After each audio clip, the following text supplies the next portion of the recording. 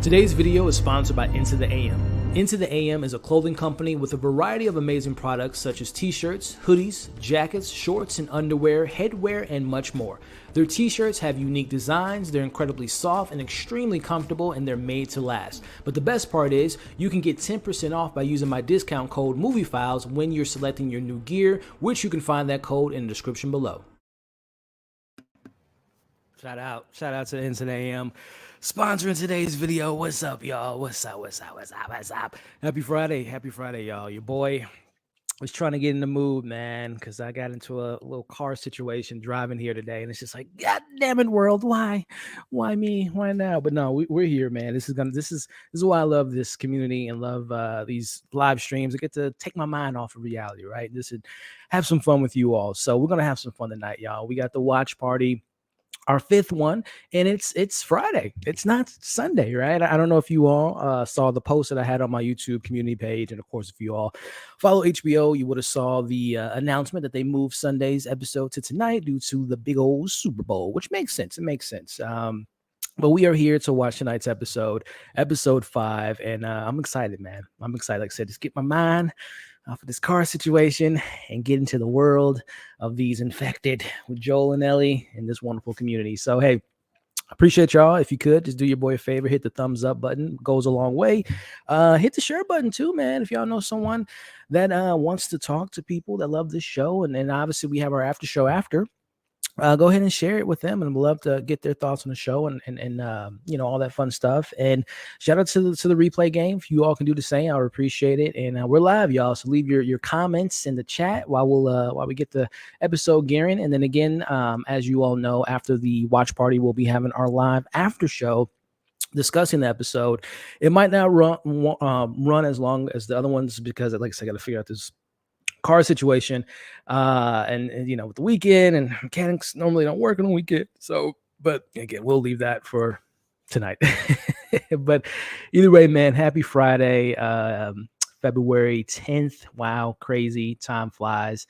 And it's going to be a good time tonight, man, because I'm expecting some good Last of Us, man. We talked about last week was decent, right? It was I gave it a 7 out of 10, and we had a conversation, myself and you know, Jay and L was on the show. You know, we talked about the highs and the lows. Most of the highs are in the, you know, production value. Ellie, Joel, you know, the relationship still building. And, you know, we had the lows to me was Kathleen and the whole group, and supposed to be scary, menacing. Like, I don't know about that.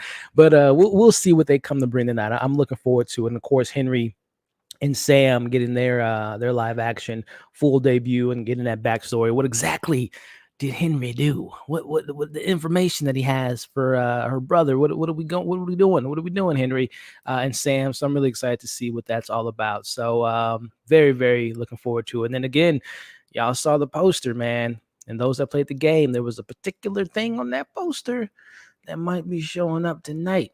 And if it does, oh boy, we're in for a treat, y'all. We are in for a treat. I'm just sending out the link, get everyone we can on here tonight. So with that being said, what's up to everyone in the chat again? I saw Jay in the chat, saw Z in the chat. I think Zia said she was feeling a little under the weather, if I'm not mistaken. I hope you're feeling better. Yeah, said something about a sickness. Well, I hope you feel good, sending positive energy to you. But I appreciate you being here. We got the drinks, we got the snacks, everyone ready. My man Tony, like I said, in the building. We got Ryan Hart. We got 9 nerd yards in the building, y'all. If you haven't, do yourself a favor, check him out. He's on YouTube. Incredible breakdowns for one of the greatest shows of all time with Atlanta. He covers a lot of like weekly, him and his crew do like weekly discussions about new movies, new shows. So definitely check out my man 9. We gotta link up, line. We gotta figure something out, man, and chop it up again with Atlanta being over. Swarm 9. I know Swarm is out. For those Atlanta fans, is the next Donald Glover show with Dominique Fishback and Chloe Bailey, and it's they call it a sister show to Atlanta. And I saw the trailer earlier today. It looks pretty good, man. So maybe that's something we can link up with 9. But shout out to 9 coming through. Got his beer and vibing out, y'all. Hey, love it, 9. Hope you're doing good, man. Hope you're doing good. Yeah, Kay, car problems, man. You know, and that's the thing about car problems. And I'm just the last thing I'm going to mention. It just comes at the most Most random, terrible times, man. But that's life, right? That's life. That's life. That's life. Shout out to Silver with the super chat. For Silver, thank you for the car. I know you weren't asking, but just cause. Well, I appreciate it, Silver. You're so awesome. Shout out to Servant Silver, right? That was a good episode last night. But thank you so much for the support and the super chat, and then for everyone, like I said, joining tonight. I appreciate y'all, man. It gets my mind off of the reality of this world, of this cruel, cool world. Evening, Last of Us lovers. What's going on, May? How we doing? What is up with you? Yeah, we need that. Listen, she need to slap somebody. She need to. I mean, she killed the doctor last week, and we talked about it. You got to something screw some screws in your head is loose if you're killing the only doctor probably in the whole, your whole base. So she definitely has some attributes of someone that we would expect to probably give us some good moments as a quote unquote villain. So hopefully, they'll. I don't have any doubt in it. Number one, the actress is phenomenal. Number two, the show is great writing. So I'm sure that they're gonna. I don't want to say redeem her tonight, but they're gonna probably get me and some of you all that weren't really vibing with her last week. Hopefully that they can change our mind tonight. That's the hope, right? But we're less than 3 minutes to find out. My man Jay showing some love. Keep up the good work. Thank you, Jay. Thank you, man. Did you end up cooking, Jay? Did you end up busting out the grill, man? The weather was because I know we're both Midwest out here. The weather was decent this week, man. So let me know, Jay. Did you get the grill out, man? Did you get the cooking going? Yeah, I'm gonna link up with one of these. Yeah, man. Hey, you know what it is, Nine. If you want, man, just hit me up, send you the link, and we can get you on here, bro. So let me know, man. The link's always open. This goes for everyone too. If you all want to join, you know how we do the after shows. I send the link to those that hit me up on the DMs and want to join. So if anyone wants to join, let me know. We can get you on tonight's show. And like I said, Nine, let me know, bro. Let me know. I seen that link. We can chop it up, man. But shout out to my man Nine. Hey, how we doing, El? Listen, El, I'm doing good. I had a little car situation while I was driving home that was like, came out of left field, but we're here now. We're watching this great show with this awesome community, so I can't complain. Hope you're doing well. Let me know in the chat how you are doing. And I appreciate you coming through. Pedro Pascal, yeah, he is. He is. Work kept me busy. That's what's up. Gotcha. So you couldn't cook. I got you, Jay. But hey, man, spring's right on the corner, summer's right on the corner. So that grill's gonna be getting in its work this summertime, man. So shout out to you, Jay. All right, y'all. We're T minus 1 minute away, and y'all know what it is. We want to get the timer set up here. So let me get that situated. And again, if this is your first time joining, when the episode does start, we're going to, I always like to watch the trailers and watch the previously on, and then of course watch the intro. So that's what we're going to be doing once this episode gets going in about 30 seconds or so. So let me get this situated here. And man, I'm excited, man, because like I said last week, my least favorite episode was last week, and like I said, a 7 out of 10. For any other show, it would have been like 8 or 9. But since this show, the first 3 episodes, I held it at such a high standard that it didn't really hit those beats for me like the previous 3 episodes. But I'm hopeful that tonight's gonna make up for it. All right, y'all. So it is 8 o'clock, and again, I appreciate y'all. Just a reminder to like, share. We live, so leave your thoughts in the comments. I'll get to them as often as I can. And of course, if you're joining us for the first time, consider subscribing, y'all. Yep, here it is. We got it's 59 minutes. Consider subscribing, y'all. And if those watching the replay can do the same, I would greatly appreciate it. All right, y'all. It is here, and they got my man Henry front and center, man. All right, y'all. So, now we do it on the count of 5, 4, 3, 2, pressing play now. All right. And of course, let me actually pause that because guess what? I can't hear anything without my headphones.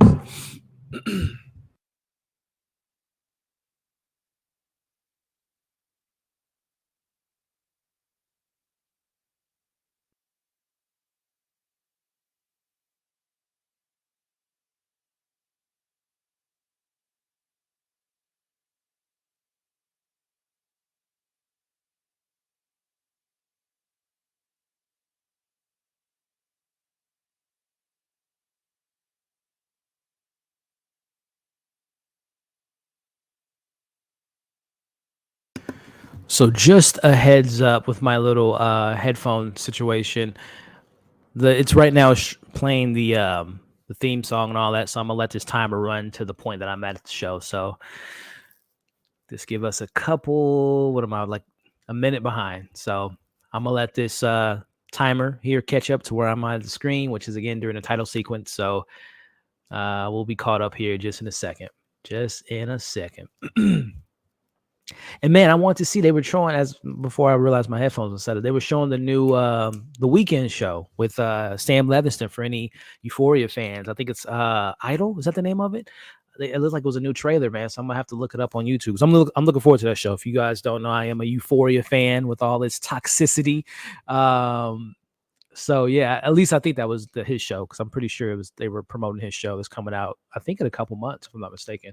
All right, so where am I at? A minute and 28. So all right, 14 seconds, and I'm gonna press play. And I appreciate you all's patience if you are waiting for me. And 8, 7, 6. All right. So as soon as it hits 128, I'm gonna press play and go. All right, should be good. Oh, nope. I'm like 4 seconds behind. Should be all right.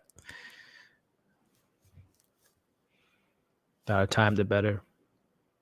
140. I'm like 4 seconds behind for those at home from this timer versus where I'm where I'm at in the show.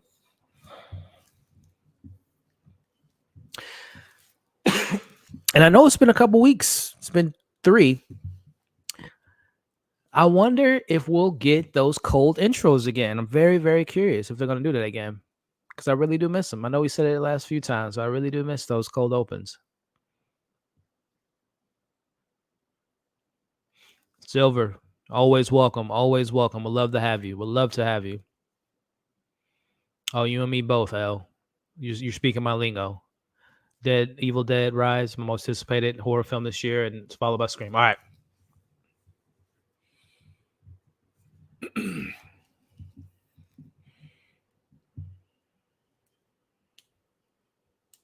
Oh, is this going to be the origin story of Kathleen?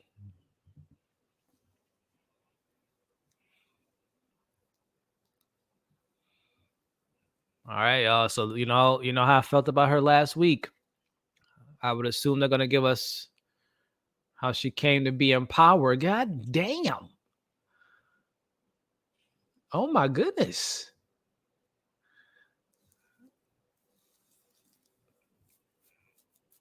Good. They hanging Fedra people, shooting them point blank, beating the ass.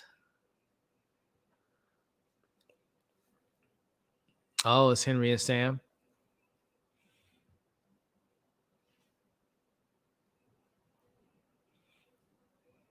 Good gosh.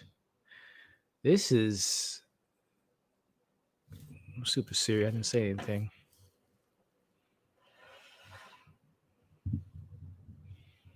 Oh, that's right. They said Sam, I think he's deaf in this iteration.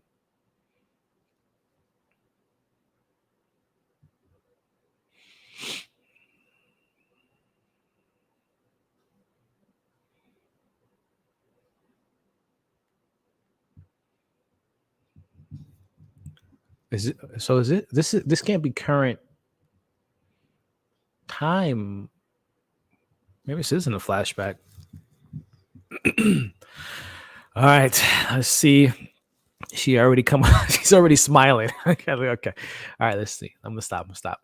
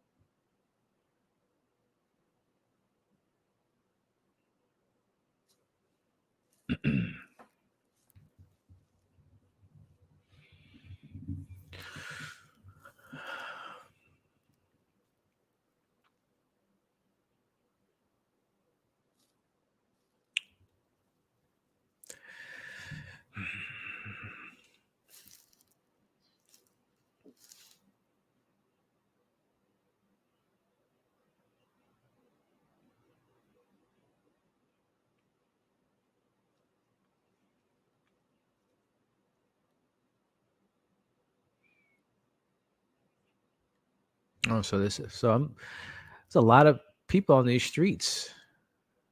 Surprised Joel and Ellie didn't run across them.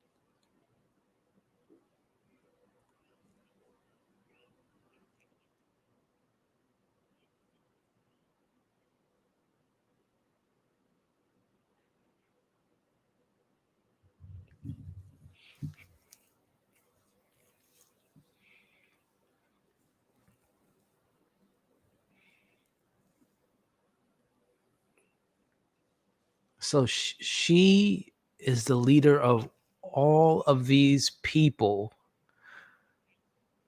Why her? Stop, Thor.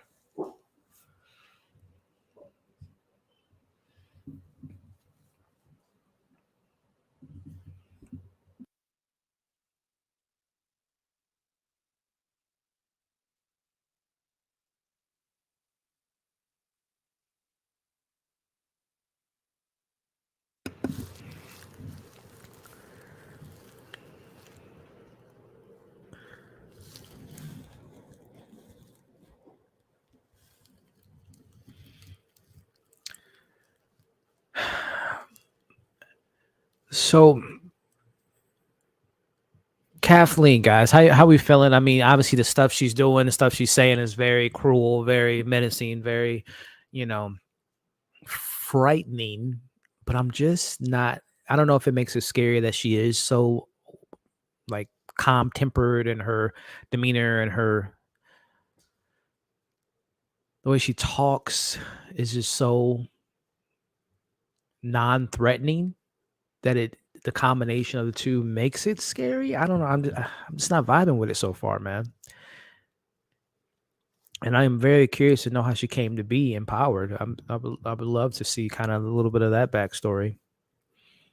Because I mean, these mofo's are ruthless. So I mean, I would imagine if you're the leader of this type of group, you would have to be someone that would,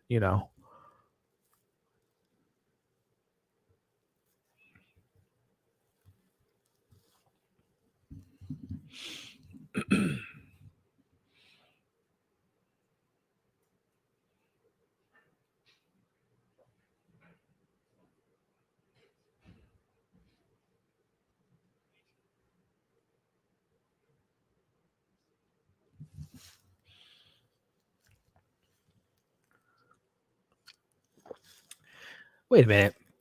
Isn't that dude from okay, this is a flashback. I'm tripping. This is a flashback because this guy died last week. And this okay. Yeah, this is a flashback.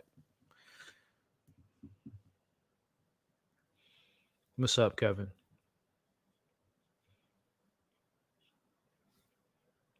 What's up, Oliver?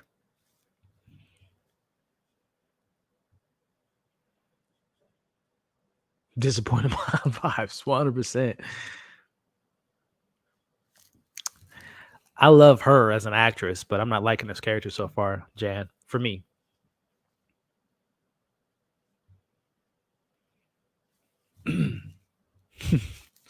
Yes, very much so.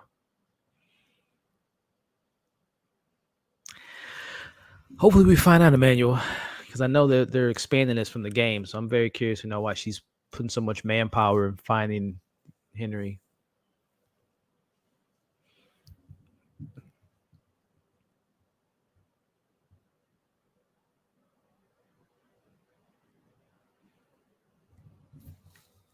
Yeah, this was all the stuff that we saw last week.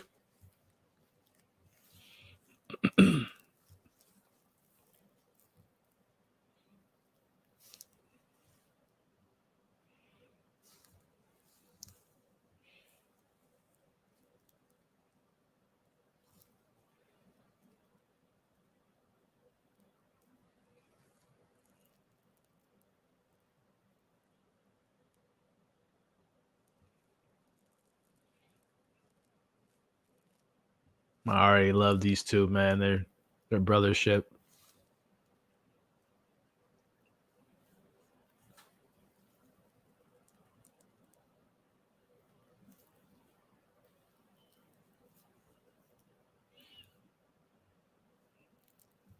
Big brother taking care of little brother vibes. Love to see it.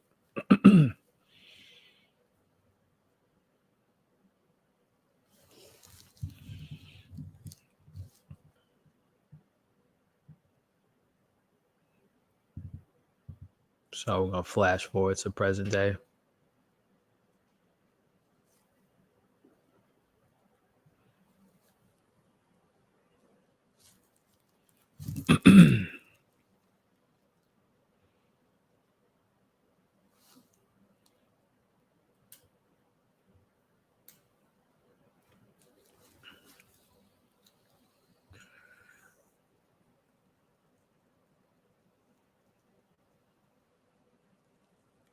Oh no, we're still leading up to it.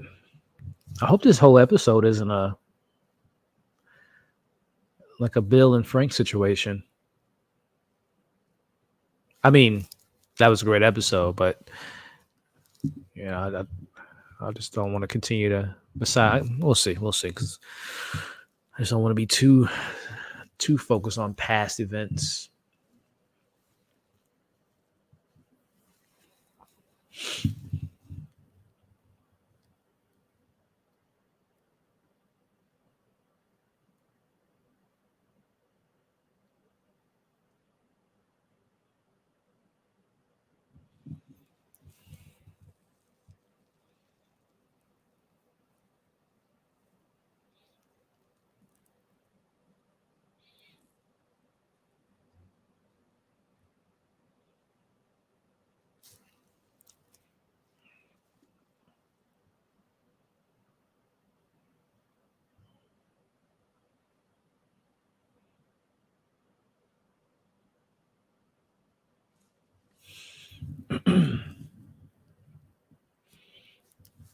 Would you say, Jay? I'm wondering why they gave him AS.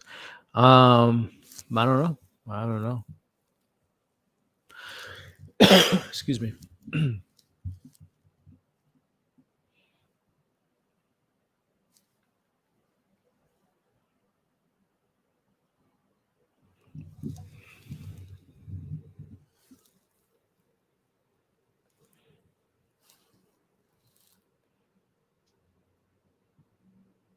At this point, I'm sure the doctors probably died with our storyline. And I would imagine Elle and Joel, this is when they're slowly coming to Kansas City.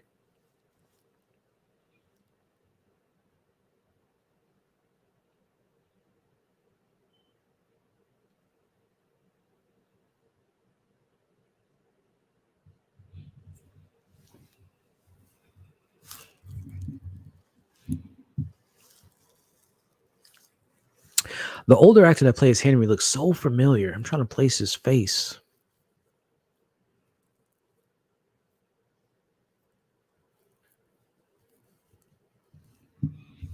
I'm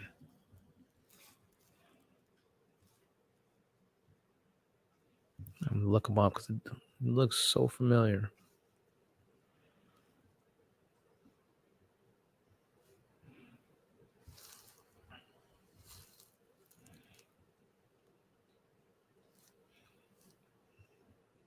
Lamar Johnson. The Hate You Give. Okay. Yep. Okay.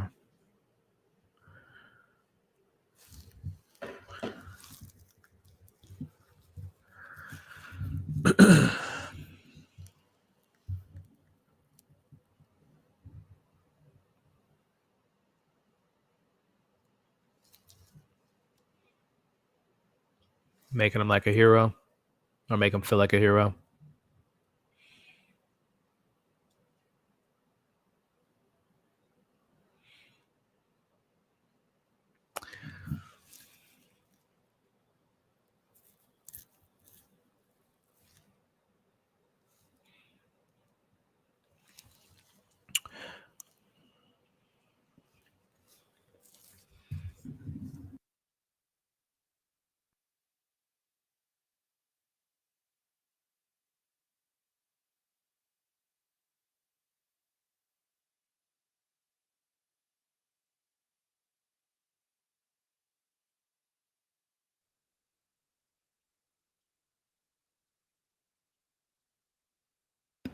There they come, Elle and Joel. That's their car. I would imagine a car crash. It got to be them, right? Yep. I like that kind of. I love when movies and shows do that, where like something's going on, and you kind of the timelines collide of a sorts. That's dope. Well seen. Appreciate you. They see each other. Oh, he saw him. Why does Siri keep thinking I'm talking to her?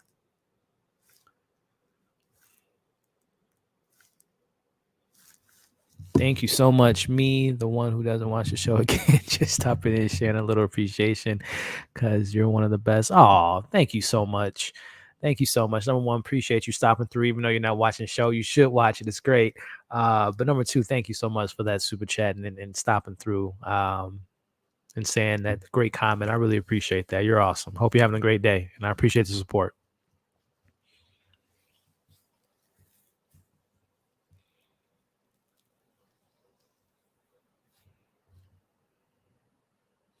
Yeah. Yeah, Zia, I see she answered. Yeah, the Super Bowl's on Sunday, so they push it up early. Yep. Thank you, Zia. All right. So, yeah, we're about to catch up. They're about to find them.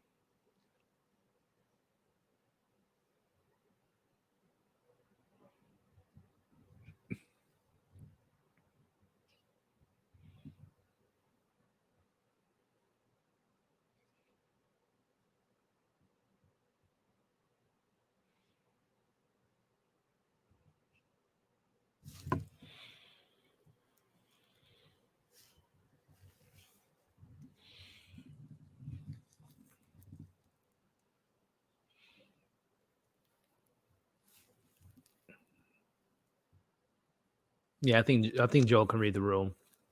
I said last week the fact that they didn't kill them in sleep shows you that they're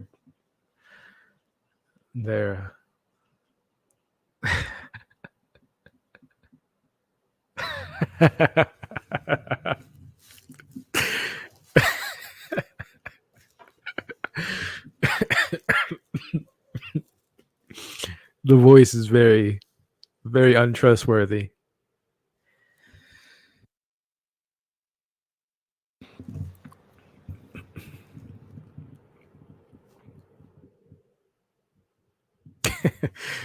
Everything. I can't even do it. It's kind of that Mandalorian. I can take you in cold.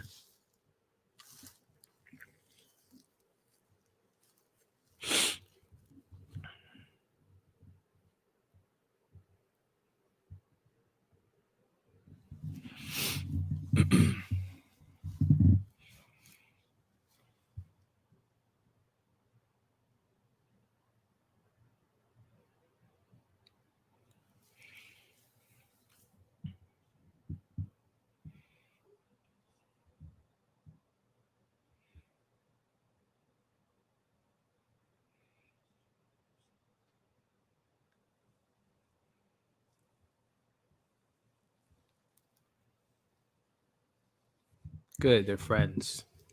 I'm glad it didn't take 20 minutes for them to convince they can help each other out from Bill. Like he knows who that is.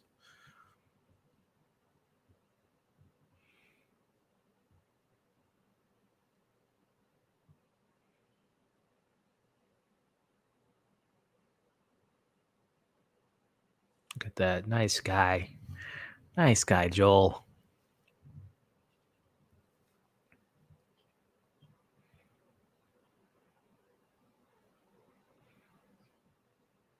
Ten, right, in the game, or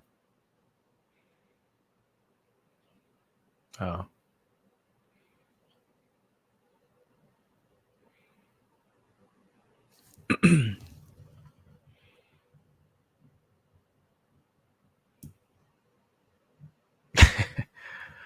introduce you.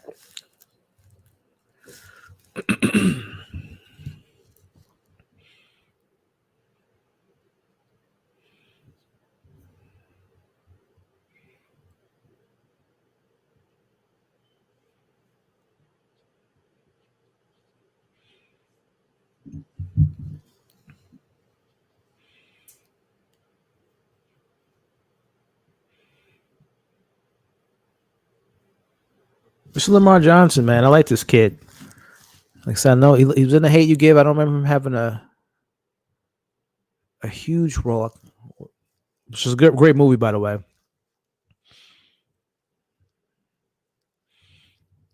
The kid's doing a good job so far.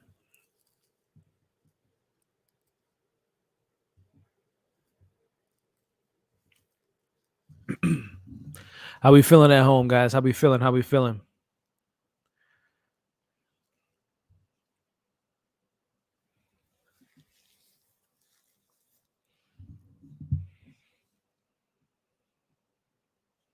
Oh, he's in Your Honor. I haven't watched that show, but I heard it's pretty decent. Especially the new season. I heard it's a lot better than the first season, from what I understand.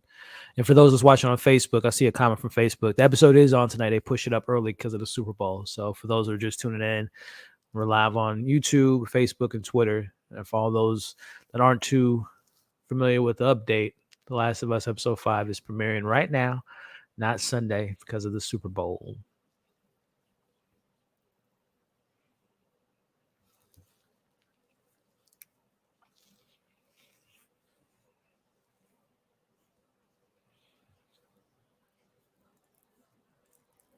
Ooh, travel underground. We know that there was something underground last week. Hell yeah. Hell yeah.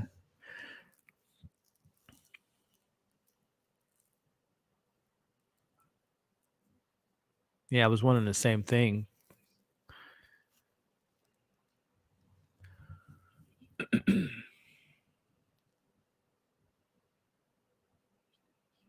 Hmm. Okay.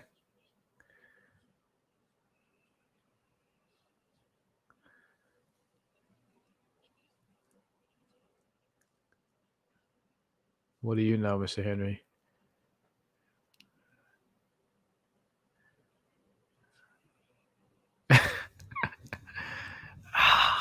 That's a big chance. Come on, bro. That's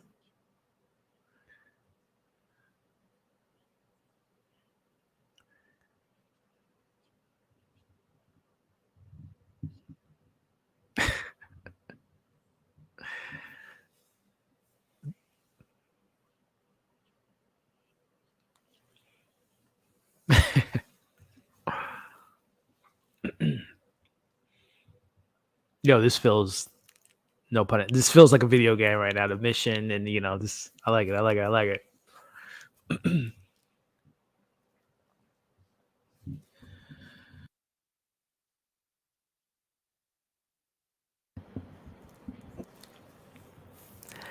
I'm liking what I'm seeing so far, guys. Let me know in the chat how y'all are y'all vibing with this 5th episode so far. We got a game plan. Last 2 weeks were kind of the calm before the storm, and I think some issues really gonna go down in that tunnel, man.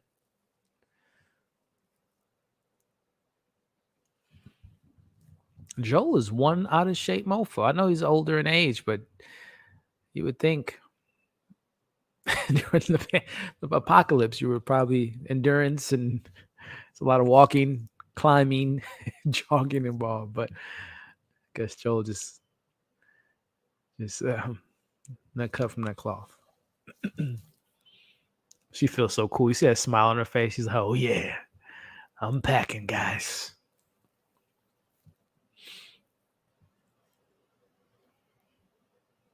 I mean, we all know at home, right? It's not gonna be that easy. Unleashed, yeah. Yes, yes. Oh yes, yeah. I think it will be beyond intense. Great episode so far.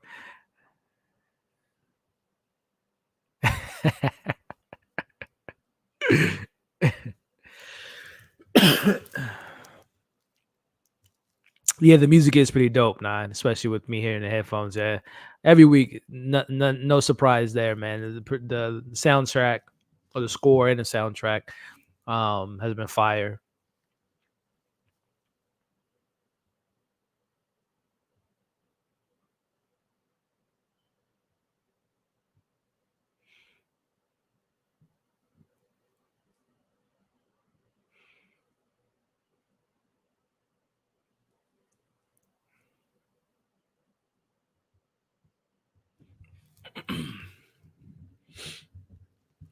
There were kids down there.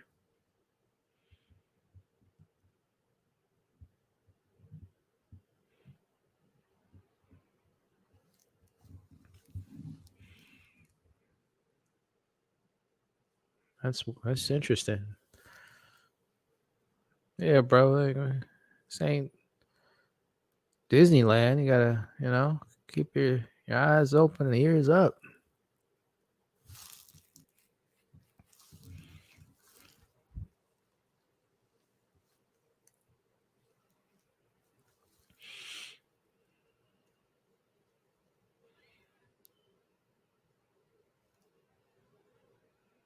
They had kids down here.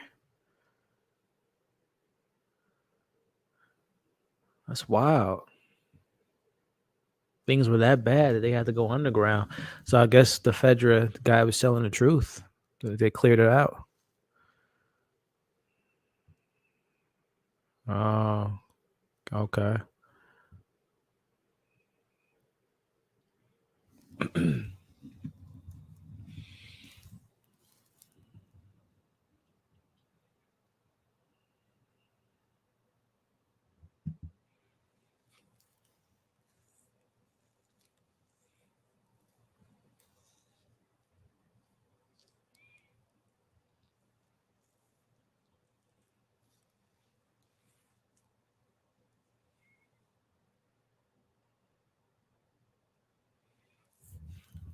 It's cool to see Ellie interact with another kid.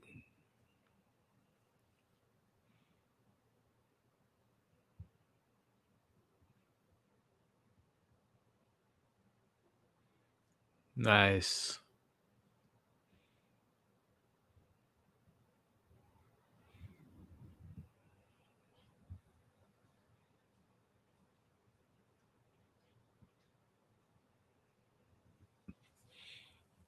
There it is. There's your title of this episode.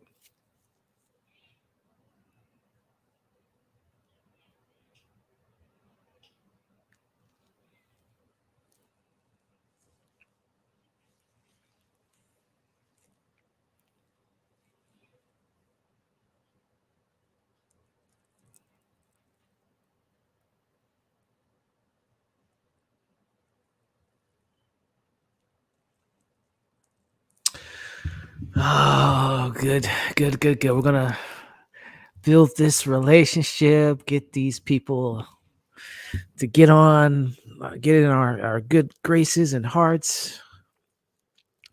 It's perfect, right? This is just perfect writing. Get the audience to feel good, feel safe, feel comfort. Everything's gonna be. We're playing soccer, reading comic books. Meanwhile, some stuff on the other side that might not be so happy go lucky.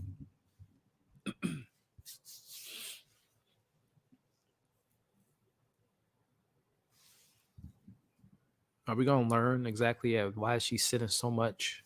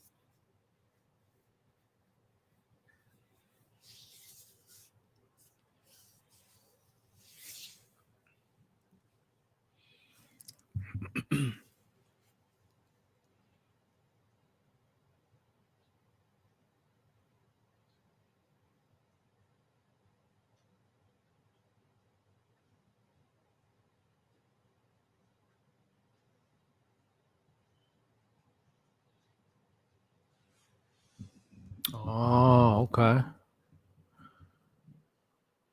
Okay. Okay. Okay.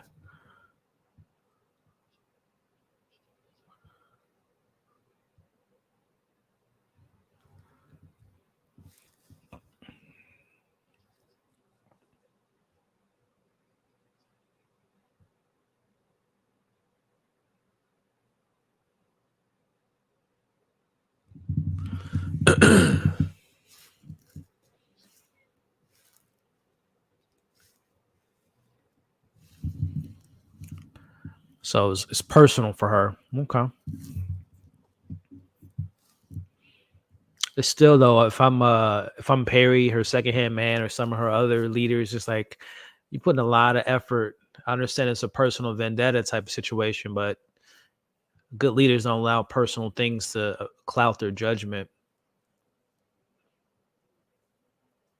That's fresh blood, ain't it?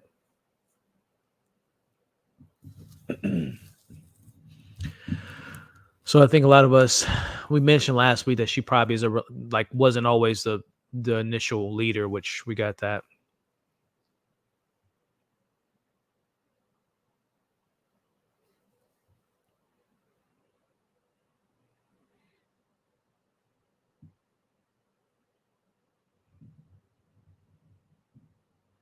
Well, she got a mom.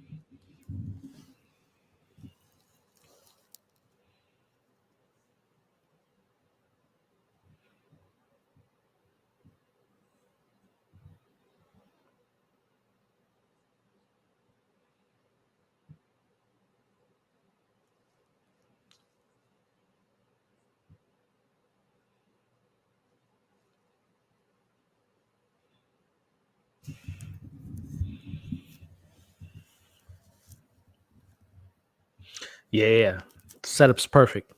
Perfect. No episode tonight. I guess not, Danielle. We're just watching. We're just pretending to watch episode 5 right now.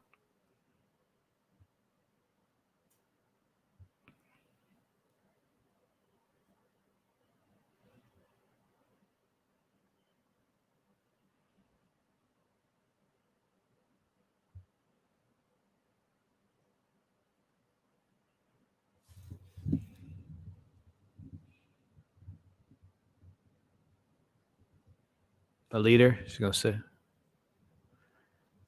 yeah.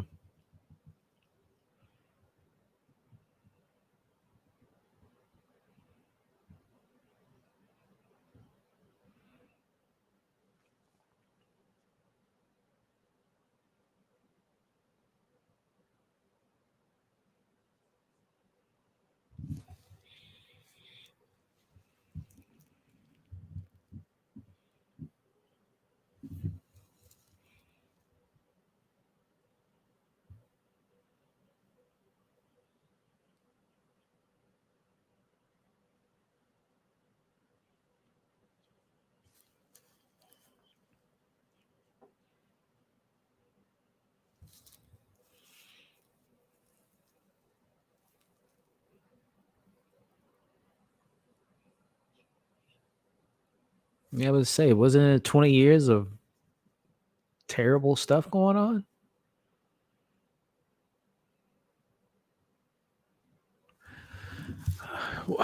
Help me out in chat, guys. How long do you all think they timing of everything? How long do you think her brother's been dead, Michael, to her taking over leadership? Because didn't Henry say it's been 20, like this place was a savage land? I don't know. I'm trying to wrap my mind around all that. Thank you, Jose. Yeah, let everyone tune in live, Facebook, YouTube, Twitter. Episode 5 is premiering tonight because of the Super Bowl. So yeah.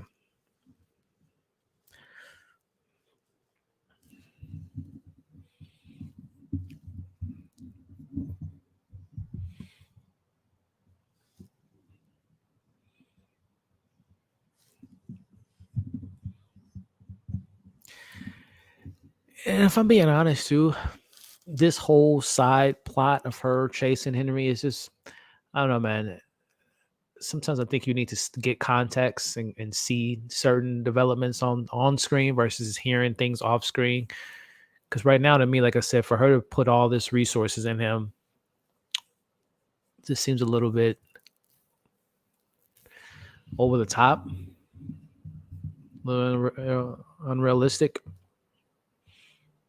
And for them to be so like, we'll follow you to the end.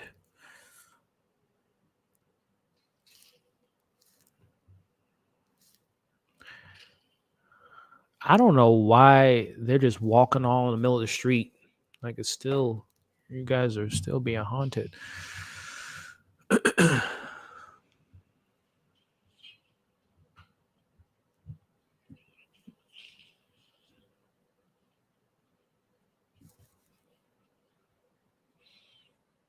That was dumb.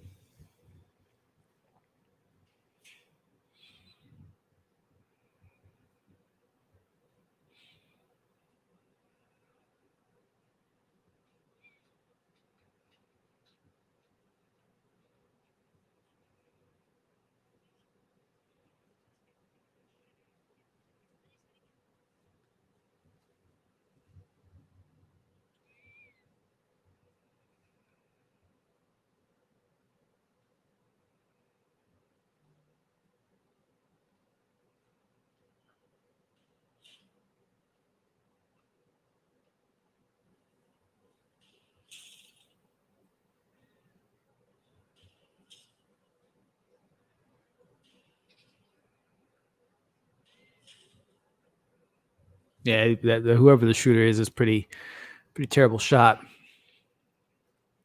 It'll be a great recruitment for the Star Trooper program in a galaxy far, far away.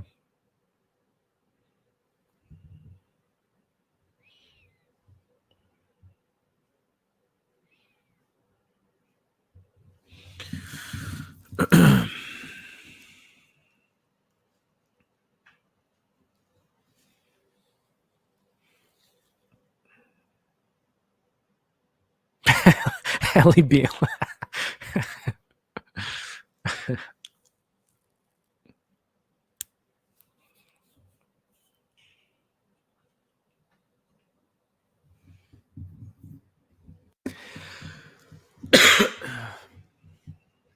Oh, there we go. So that explains why it's a terrible shot.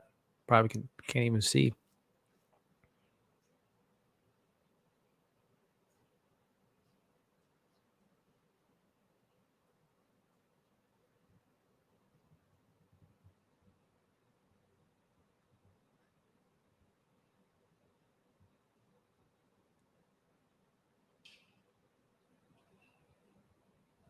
Joel getting soft, man.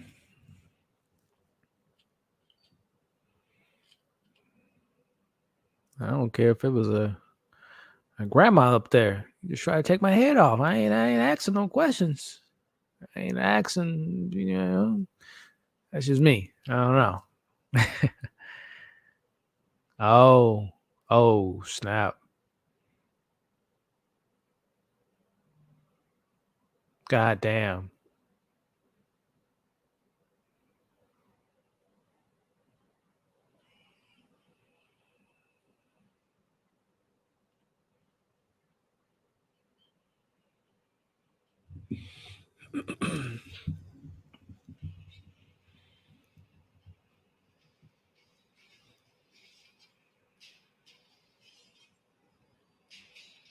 Joel's just as bad as a shot. God damn.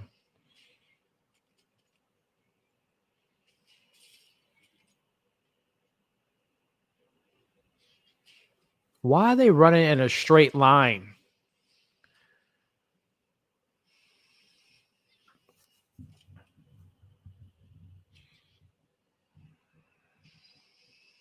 They'll get it now. Yep.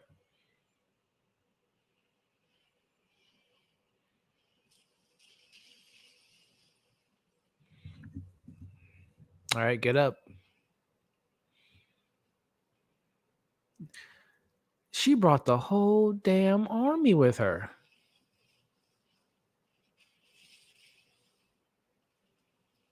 Wow.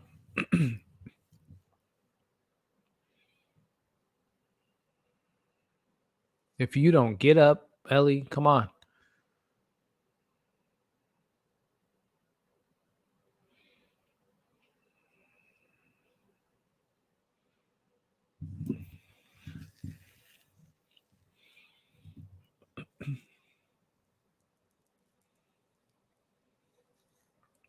I have no idea how they're going to find themselves out of this situation.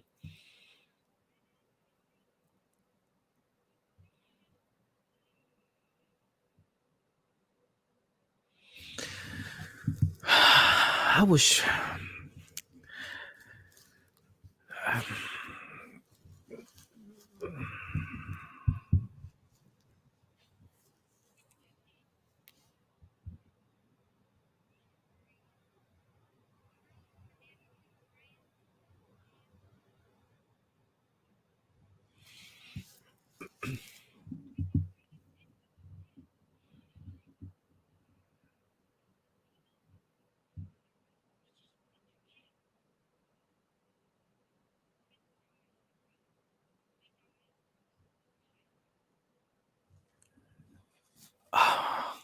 I don't know why her line delivery is so off to me.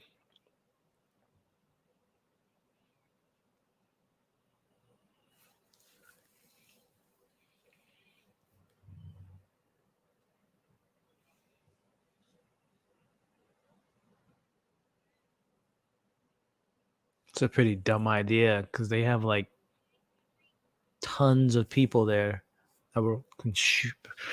We'll see.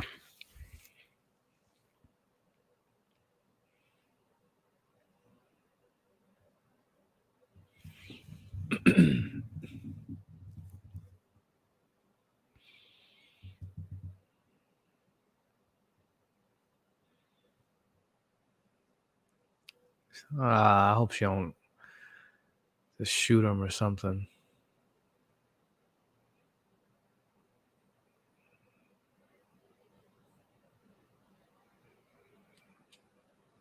Or Joel. Oh, stop. Here we go. Here we go. Here we go. Here we go.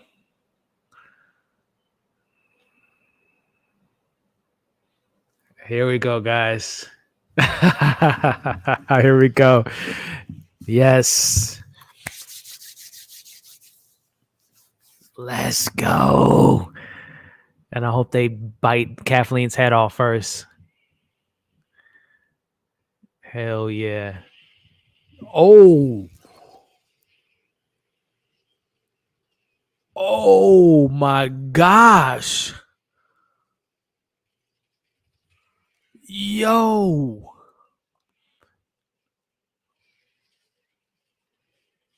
This is.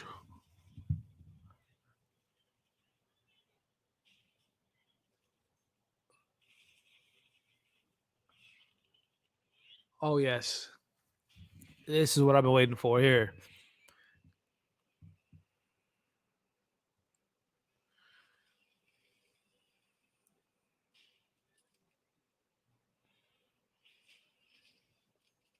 I love how Joe's all of a sudden an expert.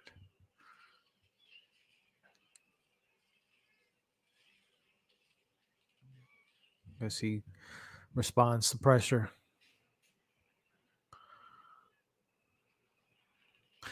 Oh.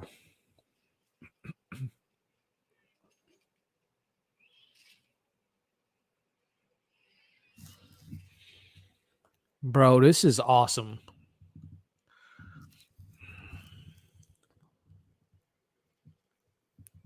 Oh, yes. it is in the flesh. A bloater.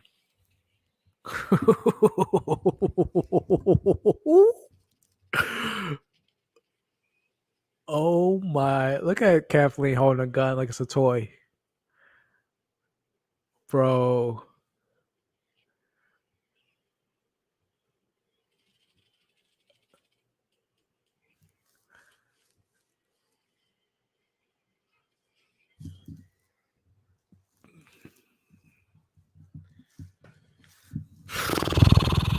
That was awesome.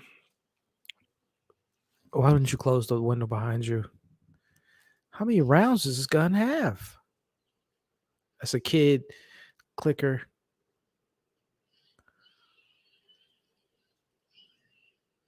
Oh my gosh.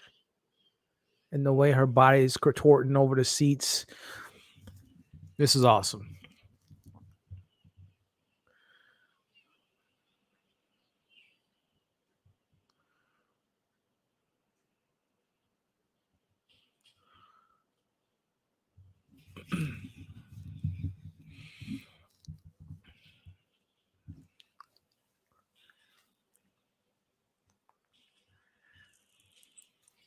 Ooh.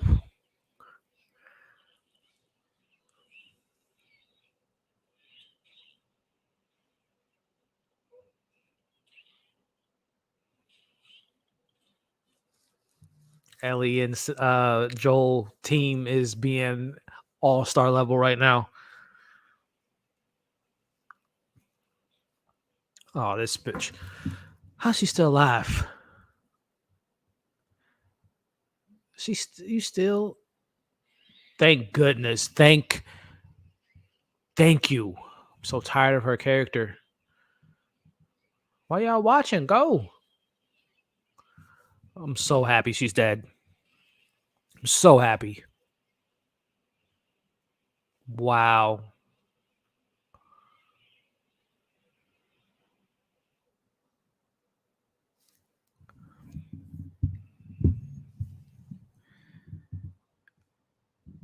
Wow.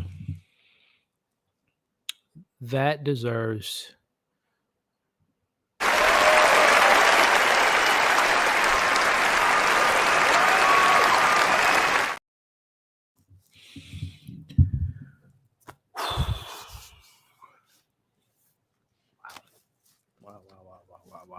Wow. I'm going to watch that again tonight.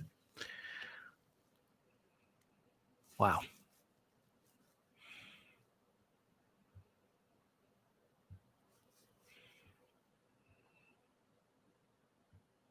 Just looking at the comments. That was awesome.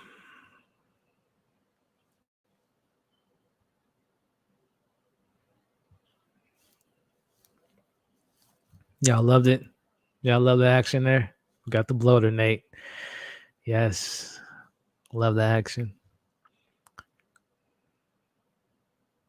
Yeah, Tony, that was pretty awesome, man. All the carnage. Yeah, what's up, Utaka? Yeah, that was pretty dope. Yeah, I'm so glad. Yeah, I'm so glad that she's. Oh my goodness, I can take another scene with her. I love Melanie, but I hate to say it. I thought she was completely miscast.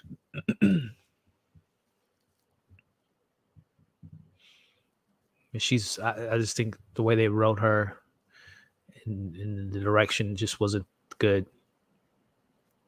I did not like that character at all.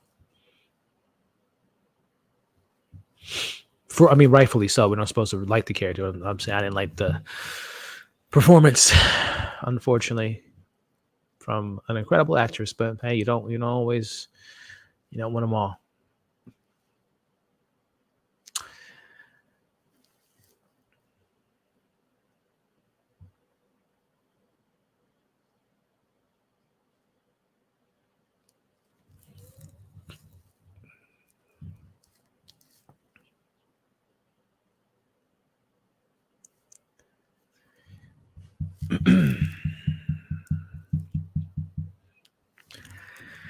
Oh man. Oh boy. Are you ever scared?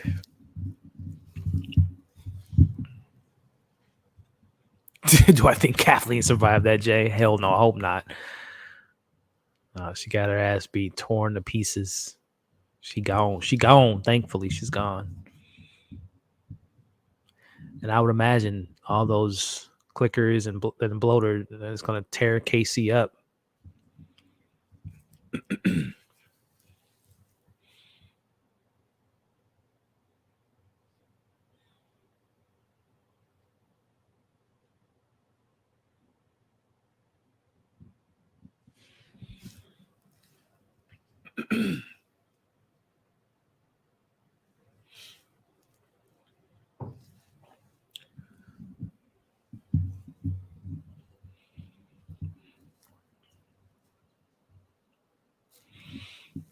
Yeah, it was pretty awesome, bro.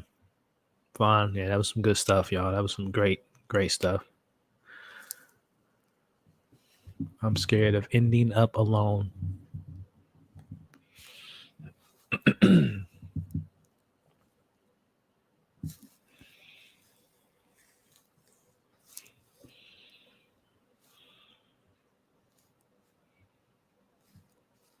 What about you?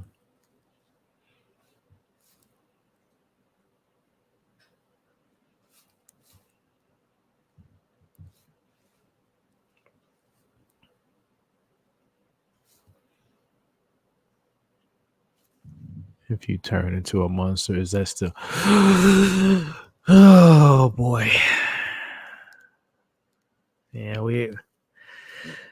us video gamers.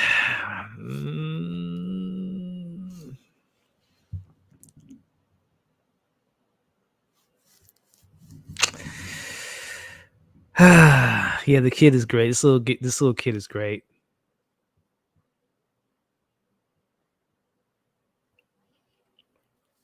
Damn.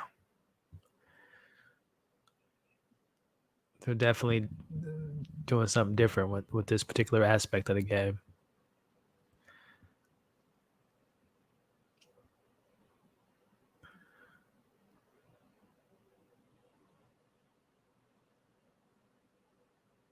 She thinks by doing wow.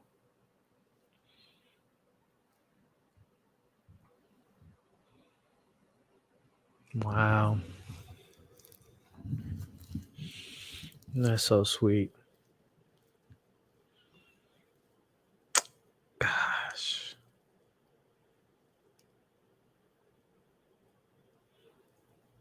Well, if you don't come a clicker, you're gonna get some type of blood. Oh man.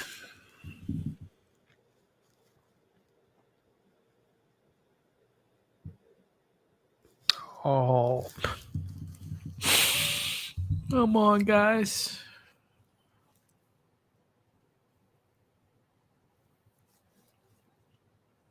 Oh.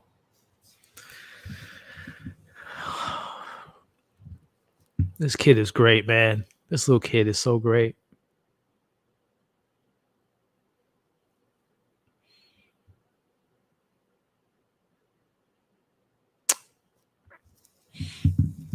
Man.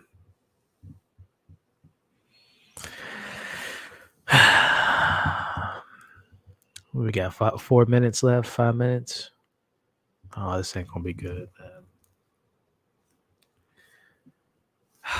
Shit.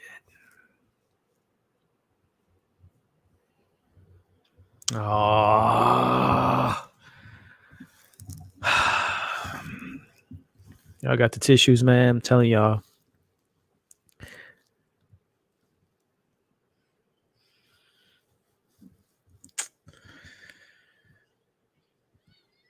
Oh man.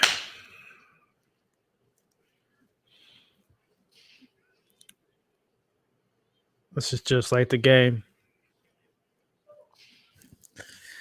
Damn, bro. Damn it.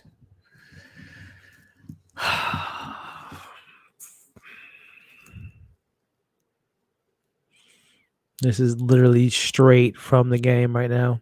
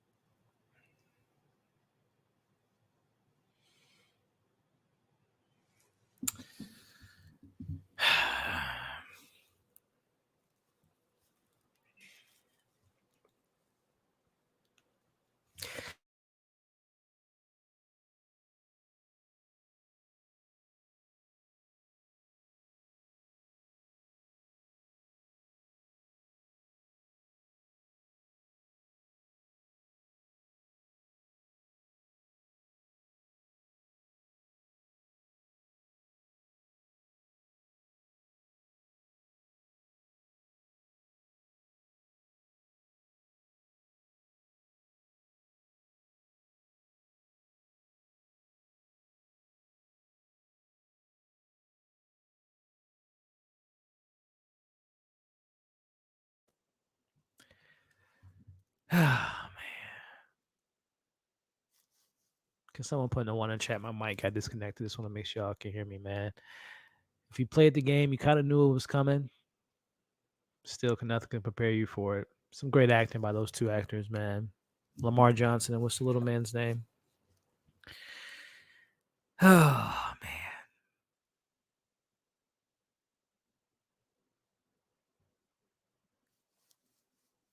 Kavon Woolard or Willard. Sorry, what a great job of those two. I'm sorry. Oh my gosh. Damn.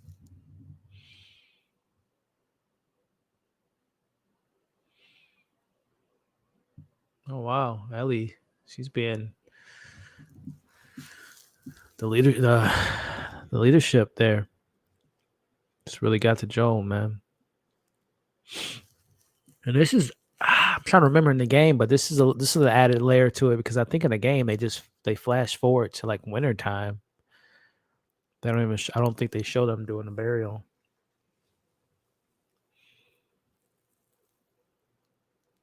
Oh man! Wow! Wow! Wow! Wow! Wow! Wow! Wow! Wow, guys! Wow! Can you hear me now? Can someone put a one in the chat if y'all can hear me?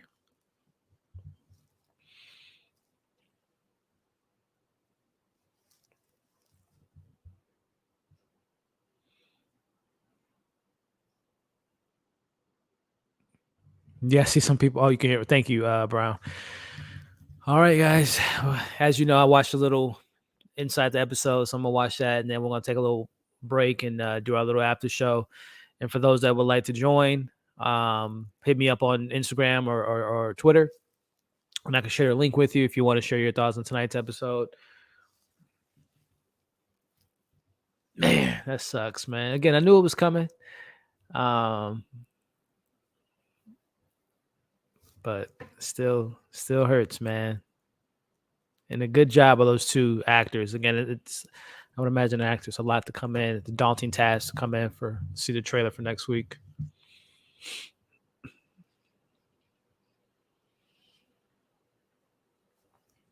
Oh, they are gonna do that flash forward like in a game. The reunion.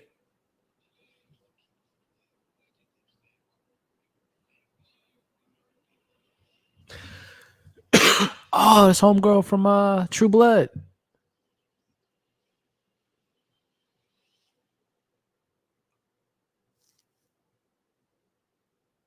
February. Okay, I'm gonna say it said February 19th. I'm thinking, whoa, that's next week.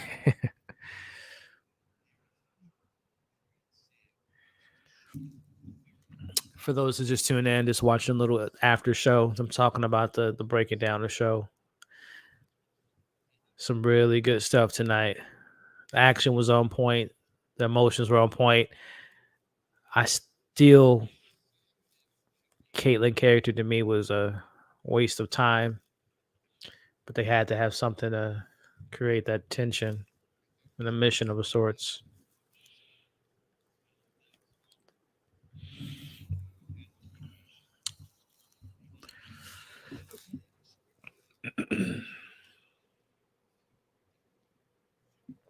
Hey Jay, if you're watching After, they're talking about why they made Sam deaf.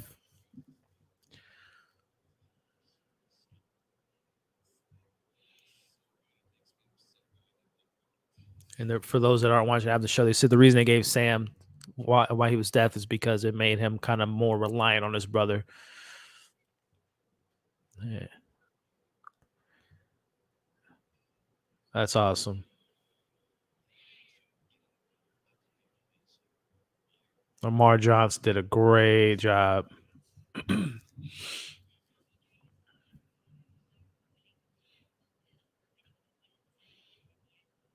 Lil Kavan was so great too, man. Great job, man. Bright future for that young man.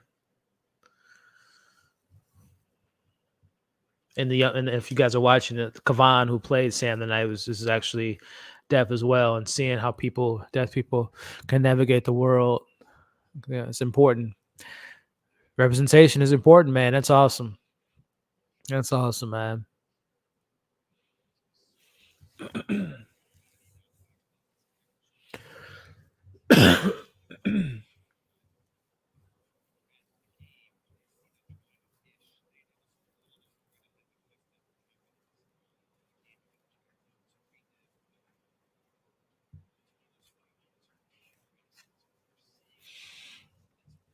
All right, guys, y'all know the rule.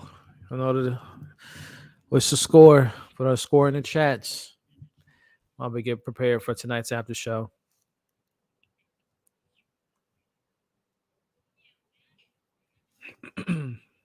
I'll give my score tonight's after show. Some things I love, some things not so much.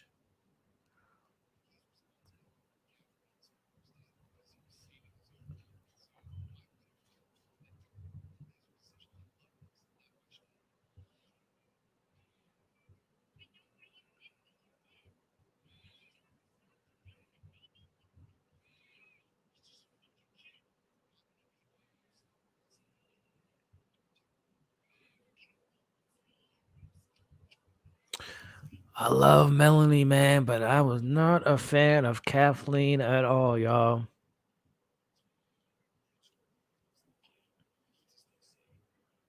Oh man, like going over the clickers and the bloater, man. That was well done by the production team. I wonder how many of those were actual practical versus CGI. Oh wow, a lot of those were actually wow, guys. For those at home, all those clickers were actual actors. Wow. I love that. I love that.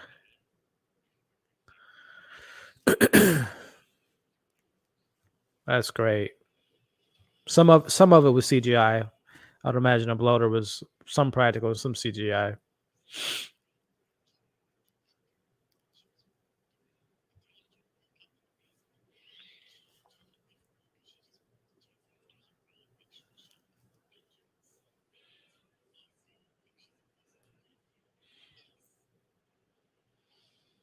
That scene was the highlight for me.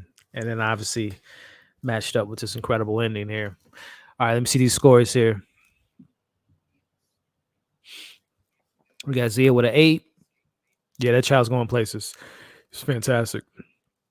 Yeah, this episode it premiered tonight. Kathleen is 10 trending. I wonder for what reason, Shitaka.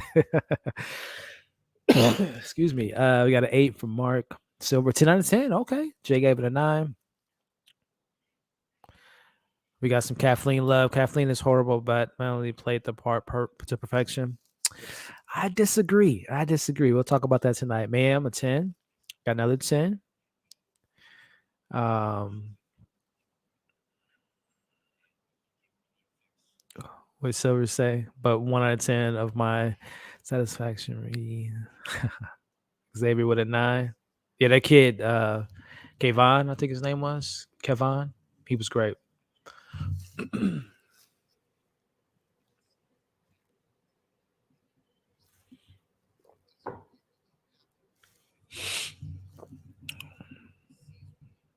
Yeah.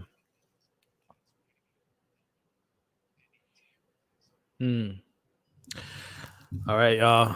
So as you oh, I got this on the screen still. All right, y'all. We are about to get ready for our after show. Talk about the episode again. Anyone's welcome to join. Just let me know if you want to join me tonight. Just shoot me a DM on Instagram or Twitter, and I can see you on the link.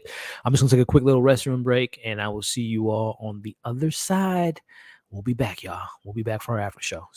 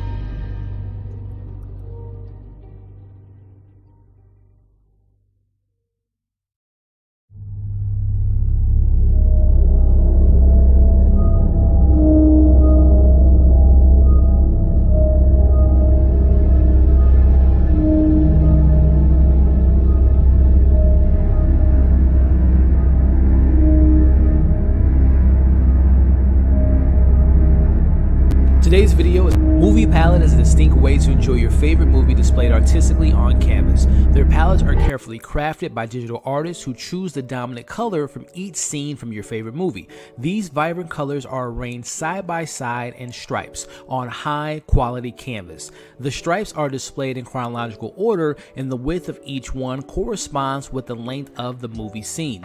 The result is an intriguing piece of artwork that gives you a unique view of the movies that you've seen many times before. Now, if you can't find your favorite movie listed on their website, don't worry, you can still enjoy it displayed on the canvas. Simply tell them the name of the movie along with the year it was made, and they will create a custom movie palette just for you.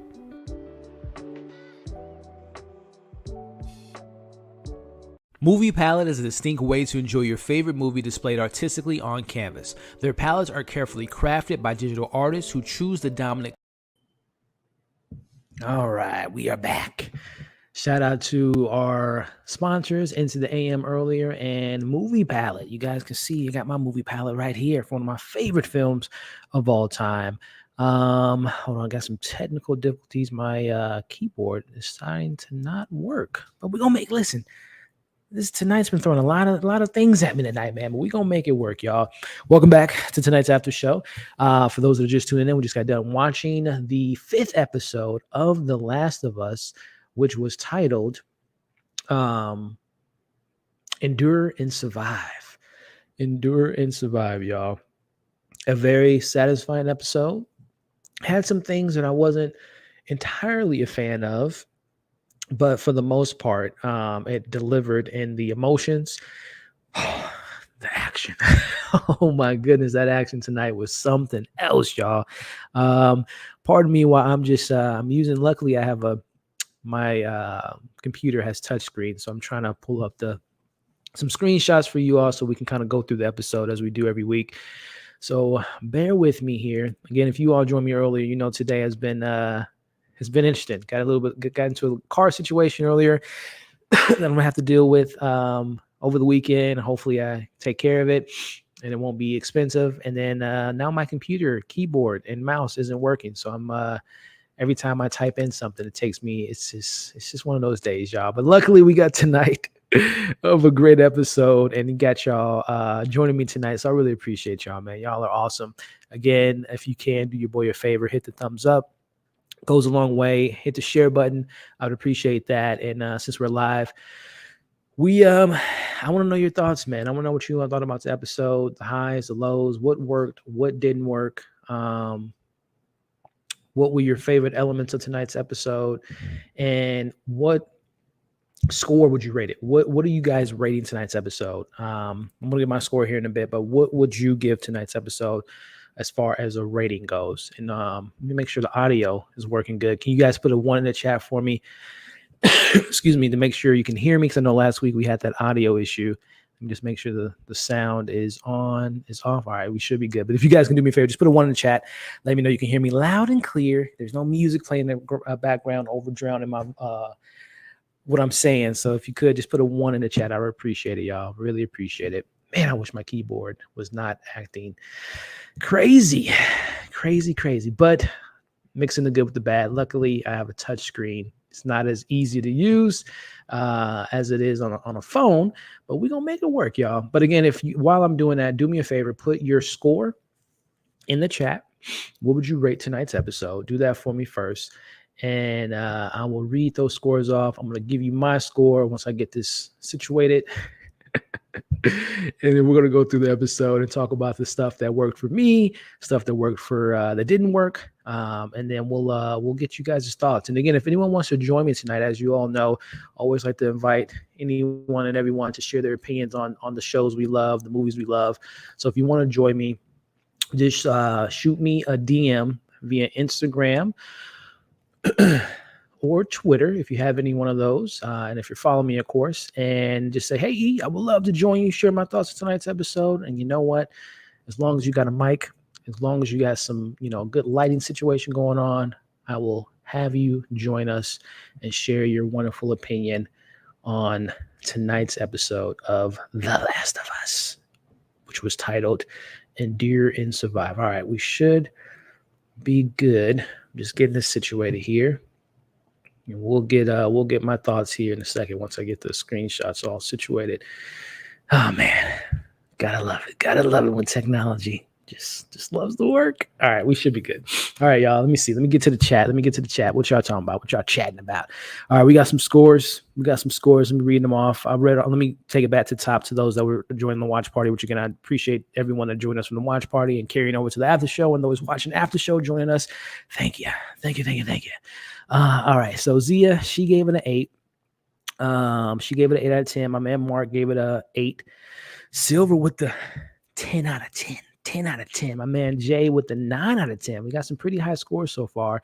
Mayan with the 10 out of 10. Tanya, I love this episode. 10 out of 10. Man, we got some 10s. We got some 9s. We got an 8 from Zia. Let's see. My man Yataka going to join us next week. So mark your calendars. And I'm glad you guys can hear me. Thank you, Jay. Thank you, Oliver. Thank you. Dreamer with a 7.5. Okay. Oliver with an 8.7. 8.7 out of 10. I like that 0.7 there, Oliver. I appreciate that. Nate with the 8. We got another 8. We got another 9. Let's see. My man Kevin, he said first half was a 6 and the last 20 minutes was a 10. Okay, I can respect that. I could definitely respect that first half being a little bit on the not so entertaining. I'll explain my reasons why when we get to my thoughts here in a second. All right, let's see here. We got a 9 out of 10, period. And still in tears. I knew it was coming, but I was praying that the writers changed it. The kid who played Sam broke my heart. Listen, I say it every week. If y'all can't tell, if you can't see it, let me bring it close to you.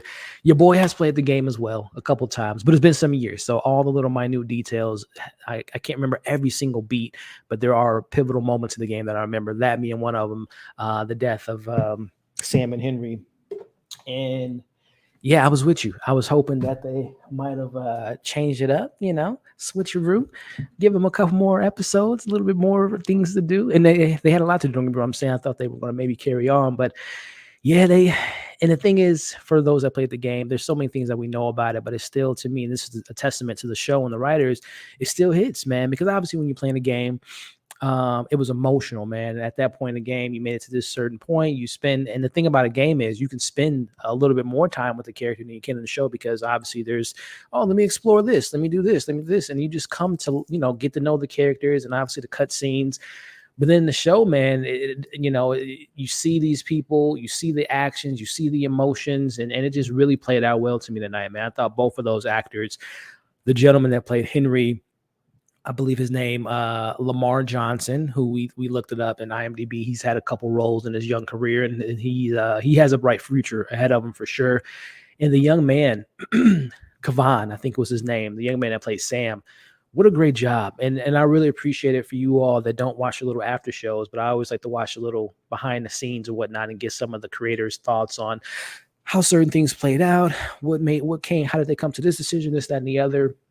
And the reason they chose, because I know, Jay, if you're still here, I know Jay asked earlier, hey, I wonder why they made Sam, have, be deaf, right? And they explained, the writer said that, it would be, it to them, and I love how Neil said, man, that's such a great idea. I wish we did that in the game.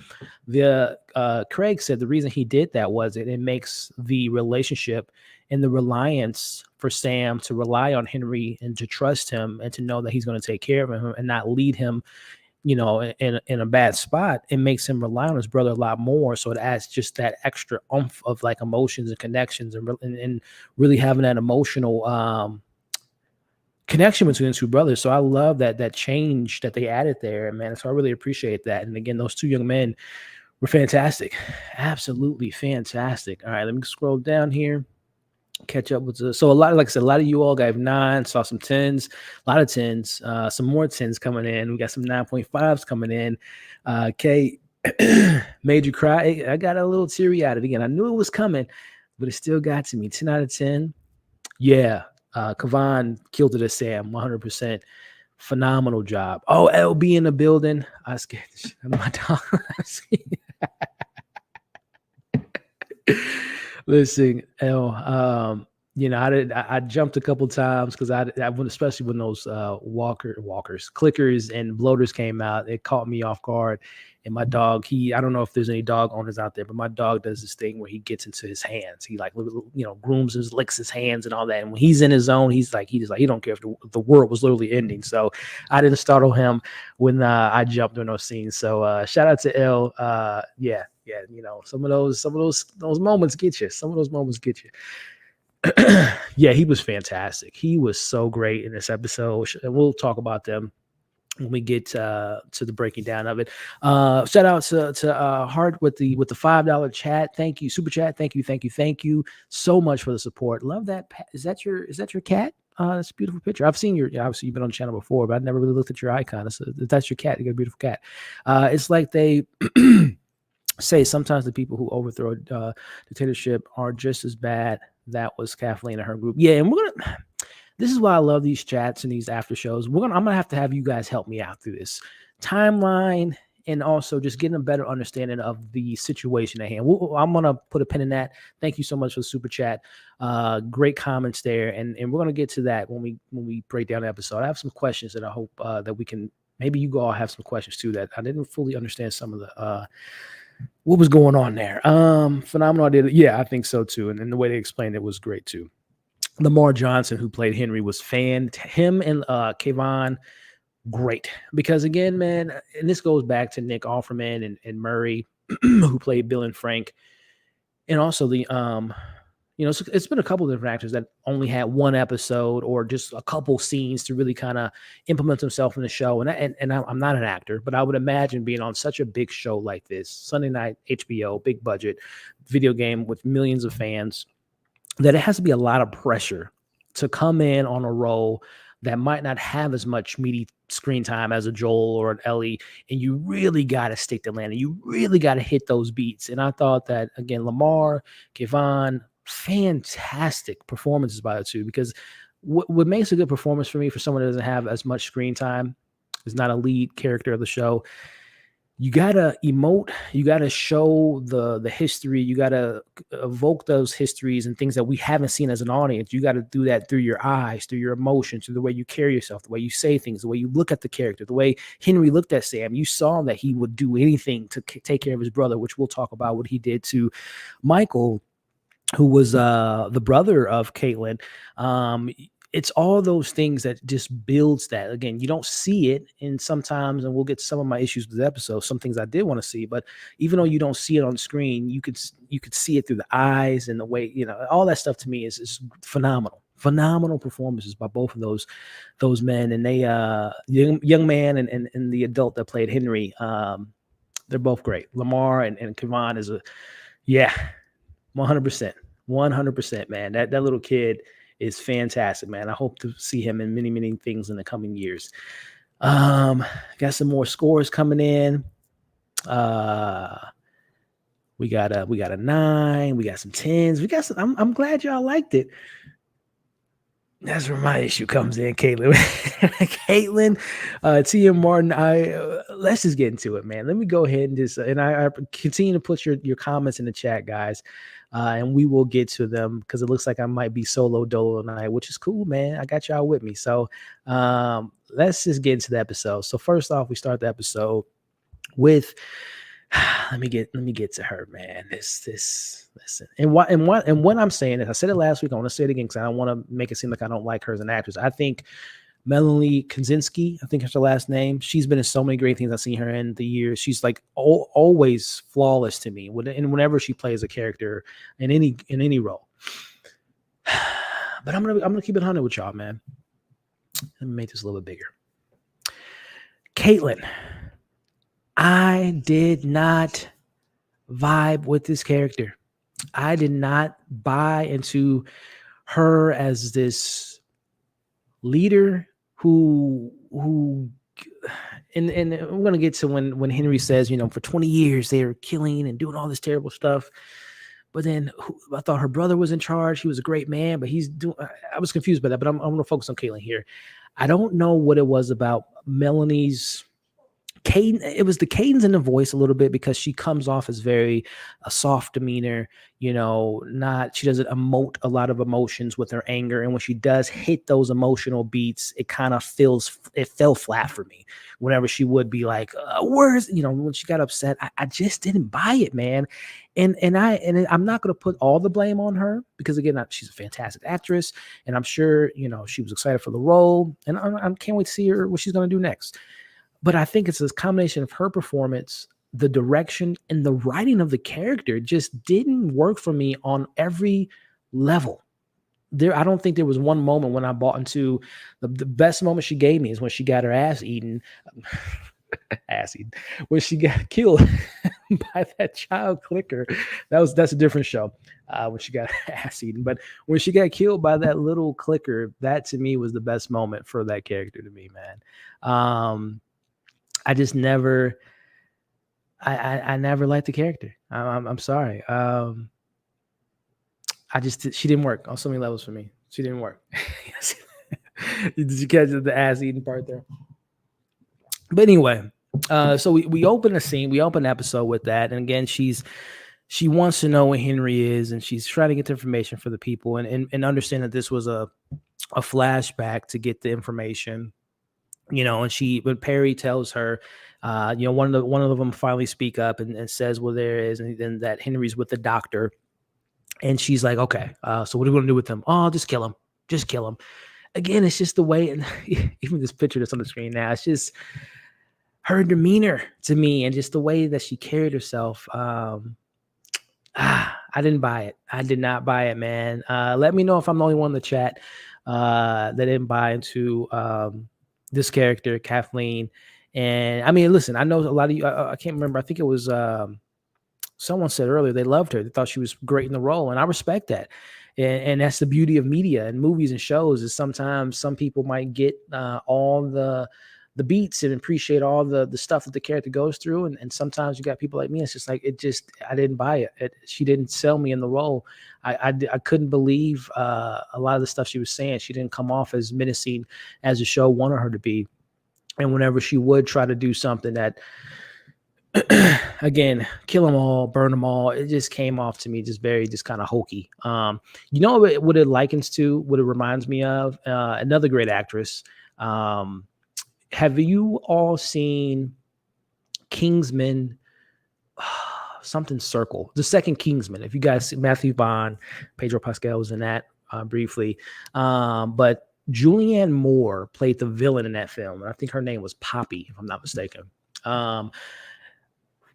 Love the Kingsman world, but that second Kingsman was Golden Circle was the name of it, kind of like an Austin Powers subtitle, but I think it was Golden Circle. But she was the villain.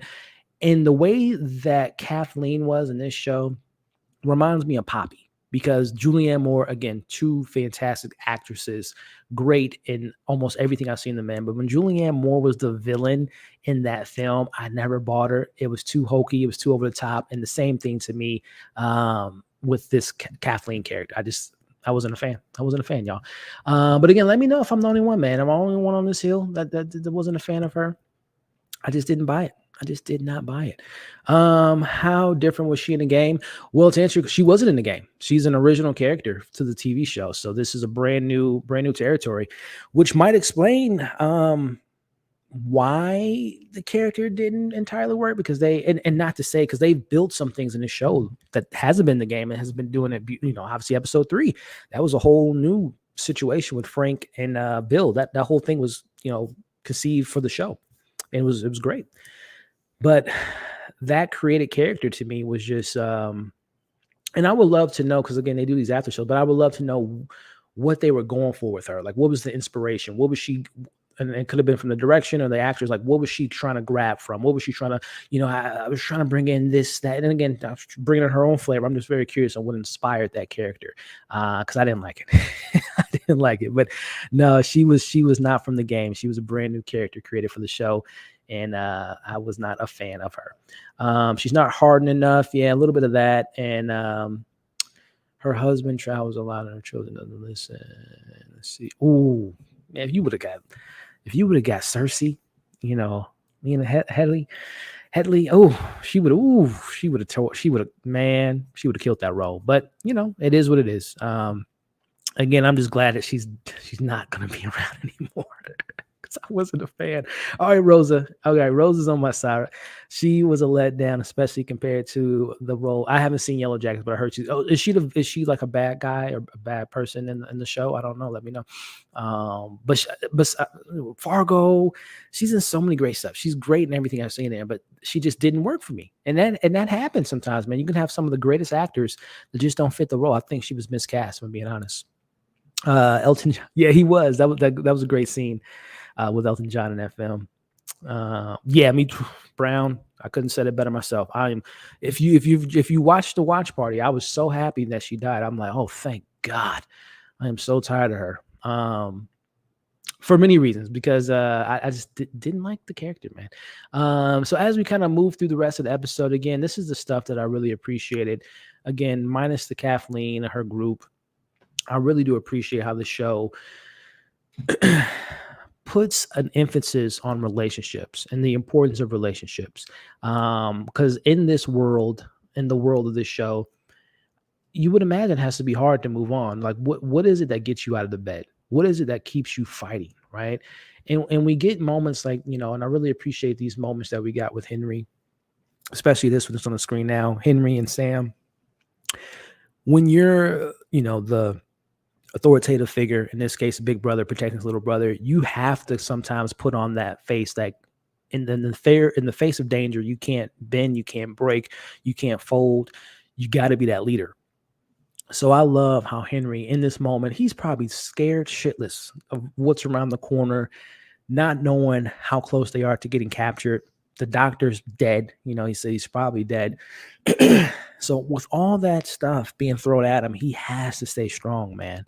And especially too, I would imagine for someone like Sam that can't physically speak, your senses of reading people's emotions and face and their body language is probably heightened more so than someone that has, can speak and all the different stuff. So I would imagine Sam can really read Henry's body language a lot.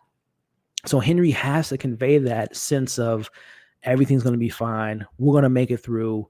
That has to be something that he has to keep in mind because he doesn't want to break. He doesn't want to show fear. He doesn't want to have his brother be afraid.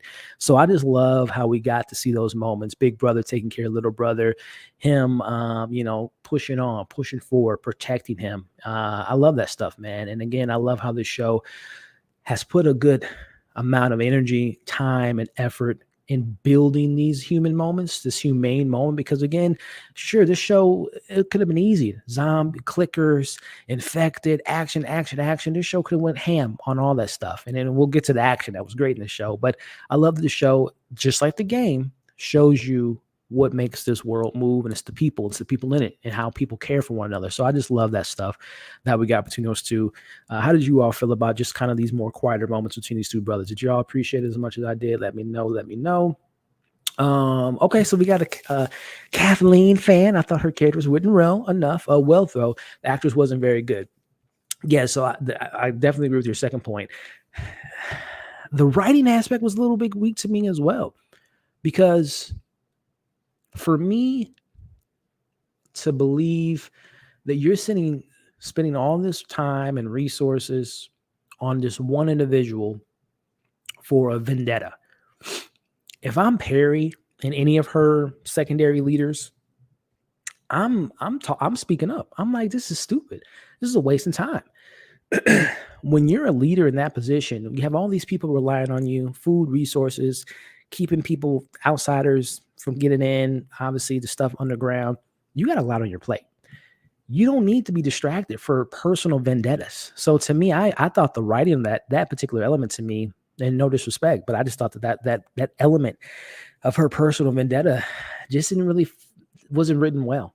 And I don't know if it would have took maybe a couple scenes to really put an emphasis on how, and again, I know they gave us a scene when she's in the room. Let me actually get to that. When she's in the room with her second-hand man, Perry, who, by the way, Perry was talking to her mom. Y'all think Perry had a thing? No, I was joking. But no, the scene, let me get to it here. Again, I wish I had a mouse that can slim through this a little bit quicker. Bear with me. I'm using my touchscreen computer because my computer keyboard and mouse just decided to crap out. But I'm going to this, and also too, as I'm going through it again, I just love Henry putting the paint on his brother's face, and you're the hero. You got to be the hero of the situation. Also, I love the fact that he saw Joel and Ellie, and someone brought up the point when we were watching the episode. Oh, that explains how they were able to find him. Because I think when we were doing our live last week, we were like, how the hell did he find Elle and Joel throughout the chaos and all the way up on the floor and whatnot? But it explains in this episode that he's been following him this entire episode, and he knows the lay of the land. So I do appreciate little scenes like that to kind of put a little context into situations that we saw tonight. But let me get to the scene. And again, we get to see it from their perspective when they catch up to Elle and catch up to Joel. And like I said last week, if I'm Joel, you've been in this world for 20 plus years and you see the worst of people, my thought process would be, these probably aren't bad people, because if they were bad, they would just killed us in our sleep versus letting us stand up, talk, interact. But I do love how the show handles a little bit of levity. And when he's asking, Henry says to Joel, all right, hey, we're going to talk. We're going to put my gun down here in a second. Can I trust you? That doesn't sound too convincing. And Ellie talking about, he just has this is the way he talks. He's just an asshole. I love that moment there. But I do appreciate that we didn't spend 20 minutes of them trying to convince one another that they're good and they're good. We can work together. I just love that we got this moment, and then eventually we kind of move on and seeing them having their conversation. So I do appreciate that we didn't spend a ton of time on trying to convince the other person that the other person's a good person. So I appreciated that. And of course, now my touchscreen doesn't even want to respond. Sweet. All right.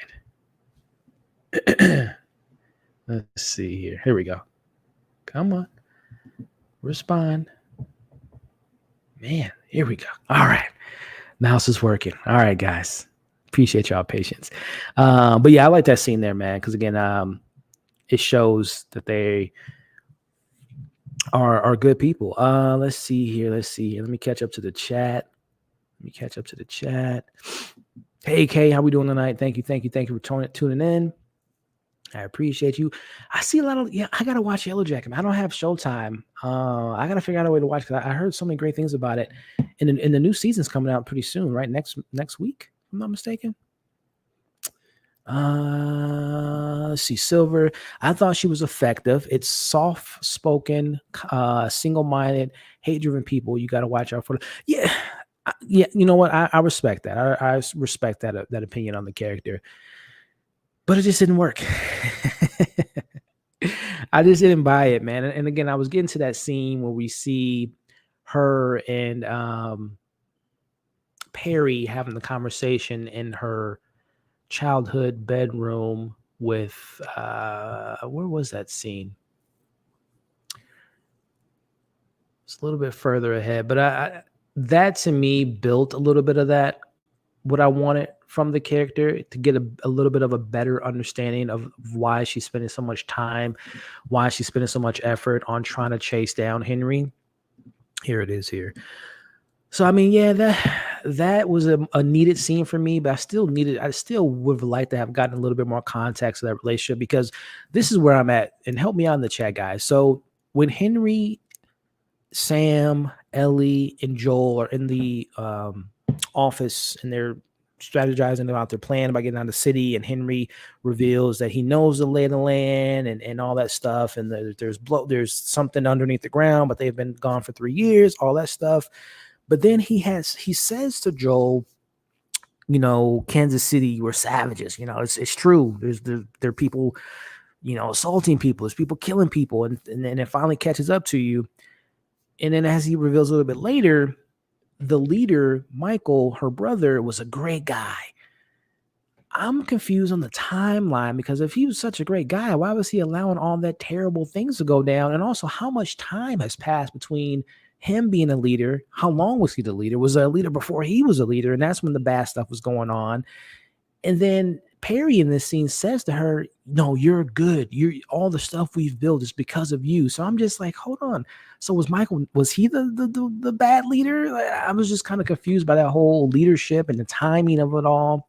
Just kind of confusing. But going back to the scene again, it did help me a little bit to kind of understand why she was so driven by vengeance, because her and her brother, they were very close. She says in the scene here, when I was little, there was thunder outside. He would tell me, he would calm her down. He was essentially the Henry to her Sam, to her being Sam. Her big brother took care of her, right? You get that. But I was just, I just would have loved to have seen more of that kind of that drivenness. And you saw she killed the doctor last week. She killed the people in the container this week. So you see that she's definitely, that's her number one mission right now, is to get vengeance for her dead brother. But for someone like me, to not have seen the brother, to not have gotten a scene from the brother, you hear when they were kids, but that was 30 years ago. You would imagine if her, her age. But I don't know, man. It's just that mission to me just seemed a little bit. I couldn't buy into it. Unfortunately, I just couldn't buy into it for me. Let me know. Let me know how y'all feeling about that. Let me catch up to the chat here. Again, I appreciate all 55 of y'all watching live. You could have been anywhere in the world, but you're here tonight, so I appreciate you. Do your boy a favor, hit that thumbs up. Hit that. Keep throwing your comments in the comment section. I'll get to them. And also, shout out to the people watching the replay. If you can do the same, I would really appreciate it. It distracted her from being. Thank you, Z. It's like, again, that's one of my biggest issue with the writing the character. There's so much to worry about as a leader, and you're just so focused on this mission at hand of finding Henry that can get your people killed. Got her people killed. I mean, that's the obvious thing. She ended up getting her people killed. Her hate, her vengeance, her revenge ended up getting all those people killed. And I would imagine, as we'll get to the action scene, all those clickers are on their way to devour that whole city. So, man, terrible leader. And again, it almost contradicts what Perry said to her in that room. Like, you're such a great leader. That, to me, the things she did in this episode and last week's episode doesn't prove to me that she was a great leader. It contradicts itself, because a great leader would not put her people in position that she did tonight. So that's just me. So I love the actress. I can understand what they were going for. I just think it was poorly written. I think that's just me. Perry was too respectful in her grief and upset her. Yeah, Perry was great, man. I would love to have seen a little bit more from him. I was okay with the personal vendetta, but getting the whole town behind, that's what I'm saying, Jay. That's why I'm not okay with it. Because we spent so little time with the character, and the stuff that we did get with her, it just didn't add up, didn't make sense to me. And especially, like I said, going back to that scene, you're telling me, you're establishing that, all these people, and Perry seems to be the second in command. He seems to be respected by her. He knows her. He knew her, the brother. He knows her mom. So there's obviously a personal connection there. And he saved her at the end. But you have all this faith, all this belief in this individual. I would just be like, Kathleen, this is too much. We gotta back up. We gotta lay it. We gotta slow it down. We gotta take it back a notch. So I don't want to spend too much time on her, but I just at the end of the day, I did not like the way the character was written, acted, the direction, all of it to me was just not great. Not great. What's up, Justin? How we doing, man? Nothing, man. We're just I'm catching up to the chat. We had our watch party as we do. And we had we're having our after show, man. So I appreciate you stopping through, man. Yeah, the brothers died. Yeah, it was emotional, man. It was emotional. Thank you. I didn't like the vendetta either. Not very believable. That's what I'm saying. Again, if you're this great leader, and listen, let me just get this clear. She's a human. She's not perfect, and we've seen plenty of shows. We talk about every week the comparisons of Walking Dead. Listen, I love Rick Grimes. But Rick Grimes put his people in some really bad positions a lot of times, for whether it was Carl or Lori, or Daryl, they would always, and understandably so, they were a pack, they were a group and all that stuff. But, not all leaders are perfect. I get that element. But my thing is, with so little screen time with this character, and to spend 2 episodes on this character and this whole setup in Kansas City, I think it just could have been written better. I think it just could have been written a little bit better. Yes, catch up.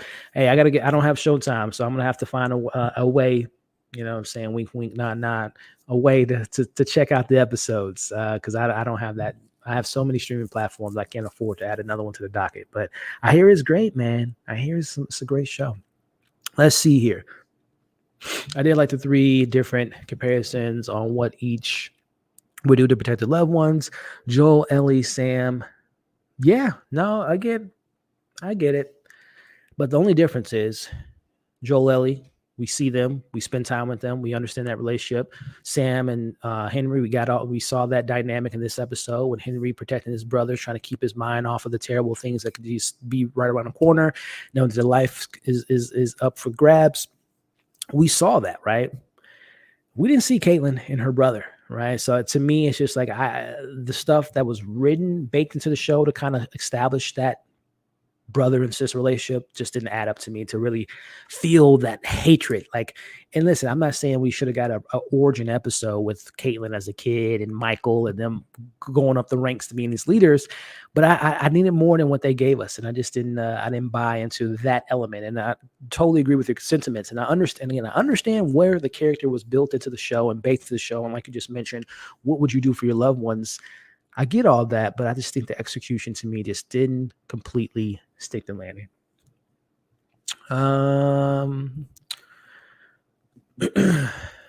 Everyone is a villain depending on who's telling. It's a great point. And I mean, she was straight up villain, though, right? She killed the doctor point blank, shot him in the head last week. She killed those people in the container. She burned them, told them to burn them alive. So she was bad. She was bad. I mean, even, Joel has killed people, but I'm pretty sure Joel wasn't burning people alive or, shooting doctors in the head, even though they didn't do anything detrimental to them. They just didn't tell you information. So no, she was a villain. She was a straight up villain. No matter how you look at it, no matter how you slice it.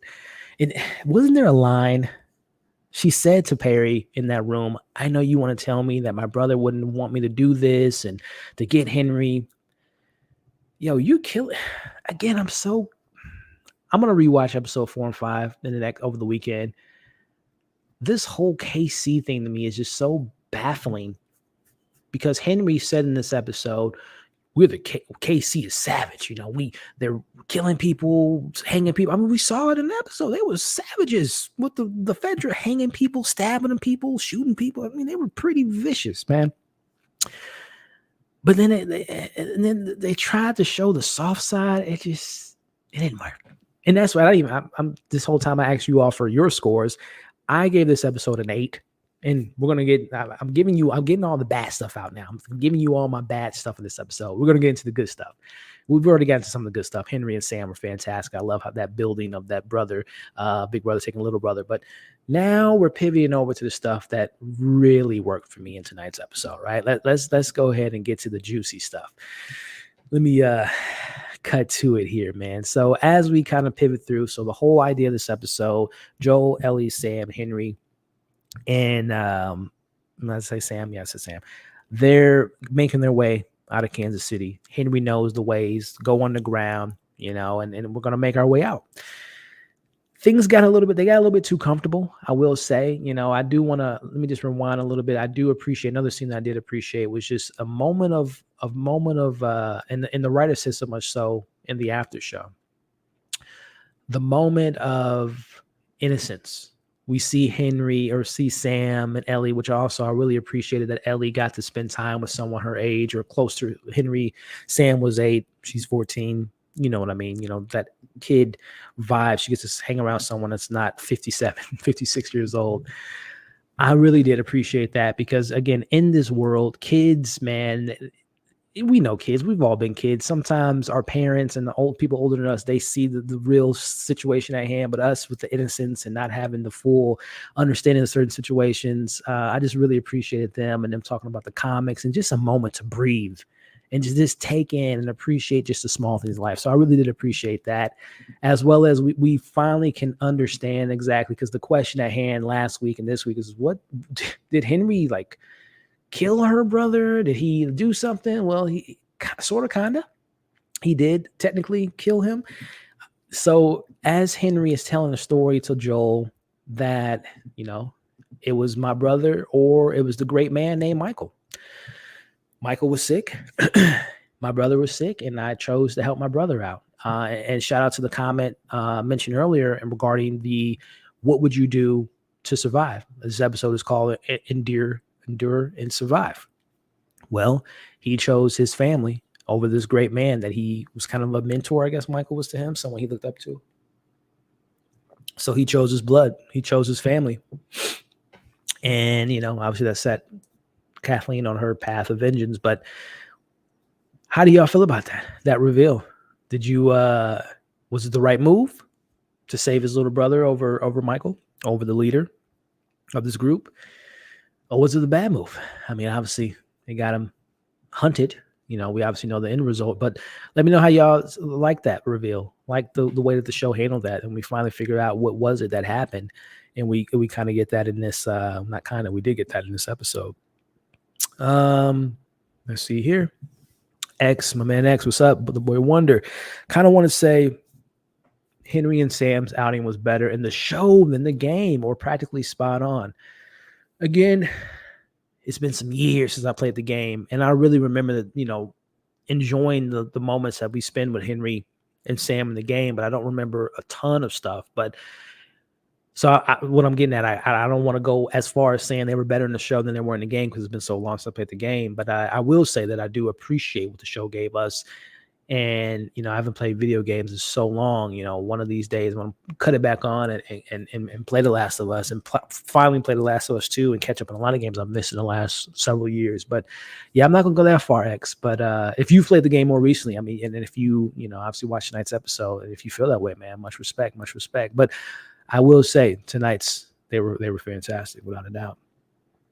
Michael was the leader of resistance, not Frederick. Yeah, did I say that? No, I didn't say it was. I don't think I said that. No, I understand that Michael was the leader of the resistance and not Frederick. My thing was Henry. I thought Henry was saying. So maybe I understood that wrong again. That's why I got to watch the episode again. Was Henry saying that Fedra was the ones doing all the bad stuff, and and Michael was the one that obviously stopped him from doing that? Maybe I misunderstood that line. I thought he made it seem like, no, this group of people that are here were the bad ones, and Michael at some points changed the course of how they ran things, and then obviously his sister kind of took on from that. So maybe I misunderstood that. If so, appreciate the correction there. Killing off every week, right? We got to get prepared. If you meet a new character, they're gonna probably die. He was going there. It's way peacemaker, I guess. Oh, gotcha. Let's see. Yeah, okay. So, okay. Did I misunderstand that? I think Fedra only went down probably right after. Yeah, okay. Again, I'm going to rewatch it and get all the little details I might have missed. Nate saying it's only been 10 days since the resistance kicked Fredra out and Michael died right around or before. Okay. Gotcha.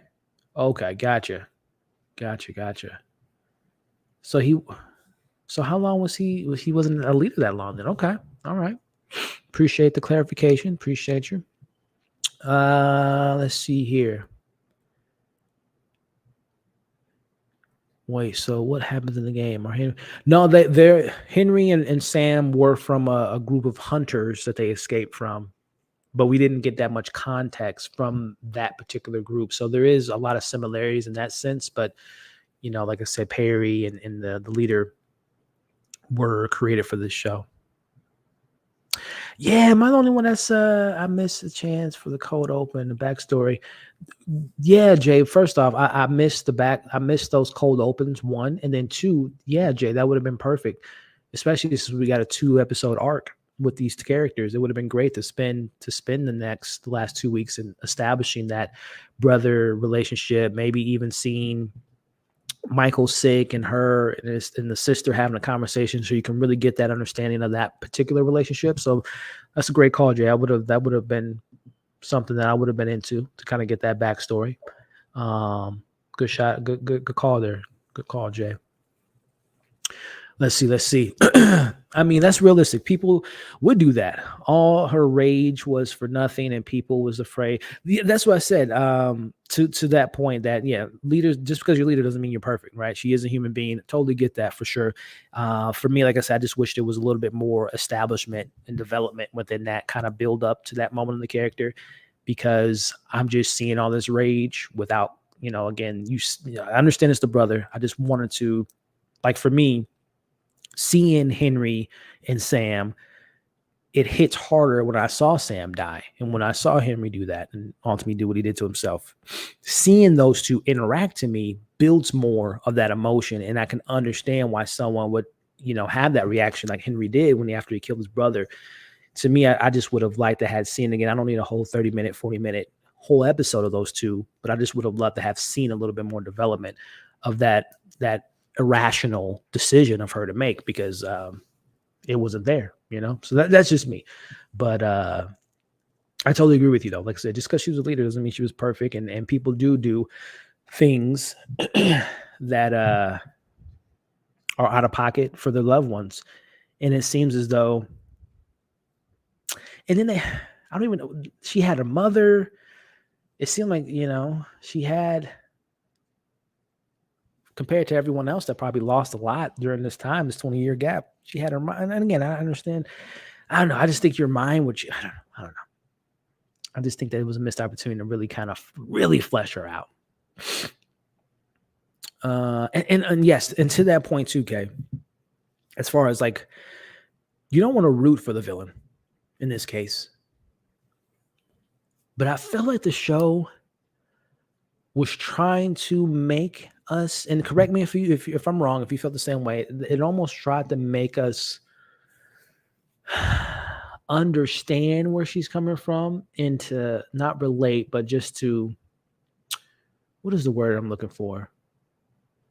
Like, you're not doing good. What you're doing is not good, but I don't know. I guess it is just a matter of like, oh, I guess I understand. I wouldn't do that, but I understand. But I just feel like I never sympathize. I guess I never sympathized with her. Even the scene in the bedroom was like, okay, your brother told you, you're in the box, whatever.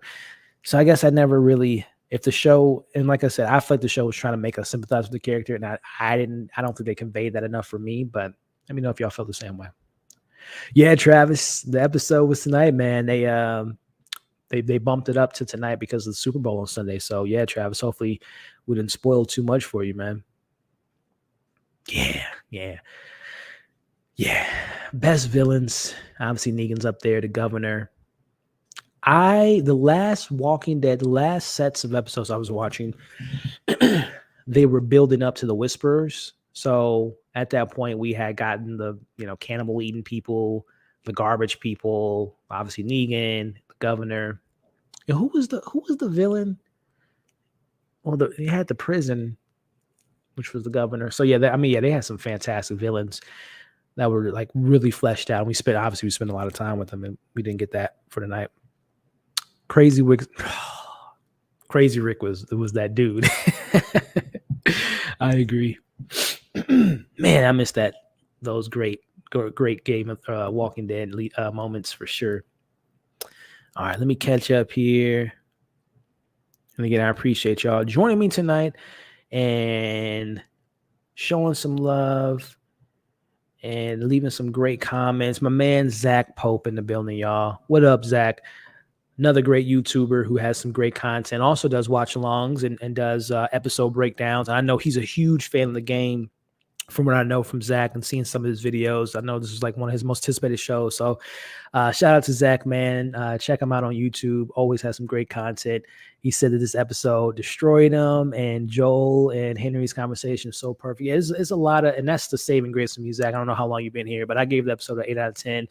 I got a lot of the negatives out, and we're going to get into my favorites elements, but yeah, a lot of that's Henry, Sam, Ellie, all those characters are great. It's just the villain to me was not that up to par for me. So let's get into the fun stuff, y'all. And that is tonight's highlighted episode. A lot of us gamers were waiting to see. We got the clickers. So once we saw the clickers, episode 2, was that episode 2 with Tess and them? Yeah. Once I saw the clickers and how well they handled the sound design, the look, the movement, the tension, all that stuff was great. So I'm like, all right, I can relax now, because when it comes to that moment to see the bloaters, we should be in good hands. And damn it, we were. So to set up the scene, they've now made it to a point in which they feel comfortable with each other. They're on the route to hopefully getting out of KC. I will admit, things seem to be in the clear, but just walking in an open street. Pro tip to anyone out there: if we're ever in an apocalyptic situation, or if you're ever afraid of, snipers and whatnot, it's not a good idea to walk in the middle of the street, right? There's sidewalks, there's, behind people's backyards, there's ways around, not to be in the main street. Anyway, they take the main street. In comes a sniper. Joel comes up with the idea that I'm going to sneak around with his, I'm going to sneak around, I'm going to take him out. And that all takes place. He goes in the room. And let me know if y'all felt the same way. When we see Joel finally makes it to the sniper's hideout spot from the window, the hesitation from Joel of not immediately killing that man, the old man, do we feel like Joel is kind of getting a sense of his humanity back? Because again, I'm thinking of Joel of episode 1, when after we saw Sarah's death and we fast forward 20 years later, the man grabbed a dead child's body and just threw it in the fire like it was a piece of meat. To me, meaning that he's just kind of, this is life, right? Death is a part of the cycle of what we see every day in this world, which is reality, but not at this, clickers and all the apocalyptic stuff. So to me, we met him at this cold state, this cold, calculated, man on the mission, do anything I can to survive. To now, 5 into the 5th episode, that hesitation and not killing that man to me means that he's starting to believe again. That he's starting to believe in, I don't want to say humanity, but the savage nature that he might have had, which we're going to probably get more of when he talks to Tommy. That they show that in the trailer. That for years they were killing people, they were murdering people. So he has that in him. And he's even said that much so to Ellie, like, we've done terrible things, we're not good people. But the fact that Joel didn't shoot him immediately after and listen, I'm just being honest with y'all. If I were in his position, no questions asked, pop, you're dead. You just tried to shoot at me and the kids, so you're no questions, right? You're clearly shooting to kill. That isn't just like, hey, stay away. That was kill shots. So to me, him hesitating shows that he is starting to gain this sense of like, I'm going to try to do things differently, right? So let me know if y'all felt that same way, that he's starting to slowly but surely get we're seeing this different side of him. He didn't want to do it. He didn't want to do it, man. I don't know if the old man reminded him of someone, or it's just, like I said, he just didn't want to kill anymore. He's tired of killing. He's tired of death. He's tired of death. Let me know what y'all thought of that scene. But we move on. He takes him out. He sees the radio. Obviously, the old man, Anthony, I think was his name. He's radioed in. They're there. We're coming up the street. Joel is yelling out the window, run, run, run. And again, pro tip from me to you, if you're ever being chased by someone, if you're ever, whether it's, with a car, truck, etc., side, dip and dodge. Don't go on a straight path. This is a tip from me to you. We see Ellie and Sam and Henry running through the streets. Joel, we know he's not the best shot, but he handles himself under pressure. He inevitably shoots the person in the truck. The truck hits the side of an abandoned house. And at this point, Kathleen, y'all know how I feel about her. She's talking her stuff, as most villains do. Honestly, I thought that she was going to actually, like, right then and there, like, no questions asked. You've been looking for him for how many days? You've been using all these resources. You've been spending all this time and effort looking for him. You finally see him. This is a classic villain trope, right? Where it's like, in movies and shows, the villain tells the hero or the heroes their devious plan. They have a whole monologue. They're going back and forth. Henry says, just take me, let the kids be. And she's like, no, unfortunately, kids die, right? Because obviously in her mind, Henry or Sam is the reason why her brother's not here, because, Henry should have saved her brother versus Henry or Sam. So she says her line, I didn't feel it. I'm like, oh, kids die. I don't know. But she says that. Henry comes out and she does pull out her gun. Eventually she pulls out her gun and, alludes to shooting him. But then y'all remember her little situation last week where Perry said, we need to address this. She says, well, we got to worry about Henry first. We got bigger fish to fry.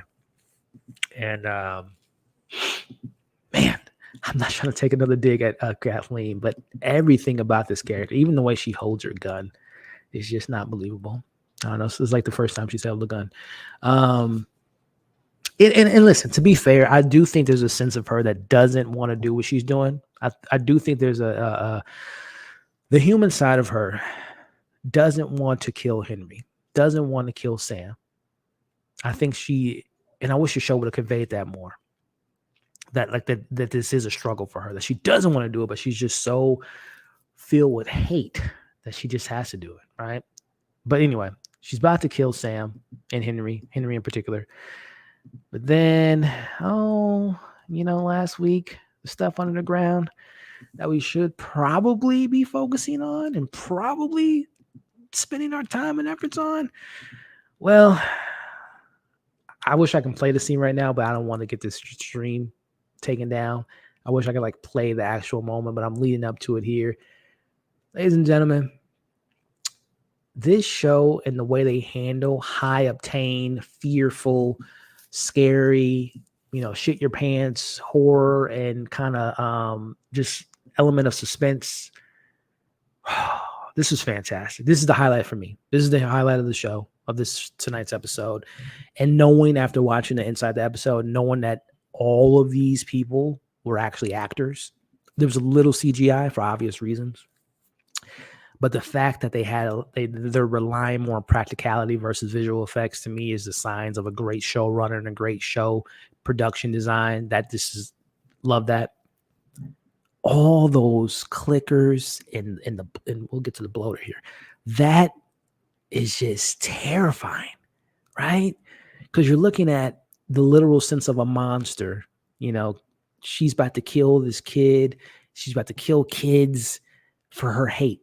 That's a monstrous move. That's a monster in every sense of the word. And then to literally see monsters coming from the ground, devouring these people, is just excellent.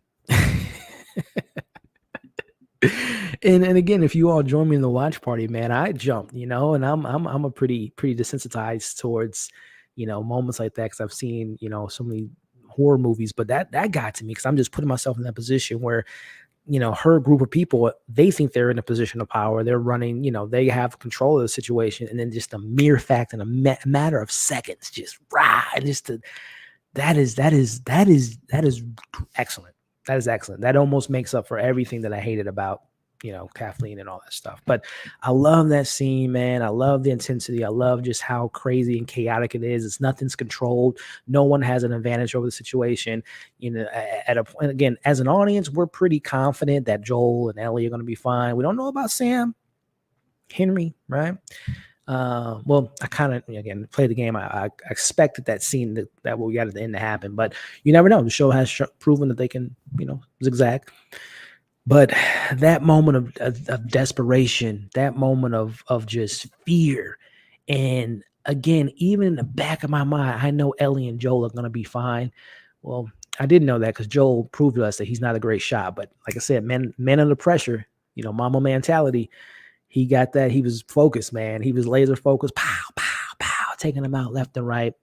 Man, I wish I can play this scene in full length. But like I said, I don't want to do that because I don't want the street to be taken down. But I mean, just the desperation, the anxiety levels being on 10, this stuff, bodies.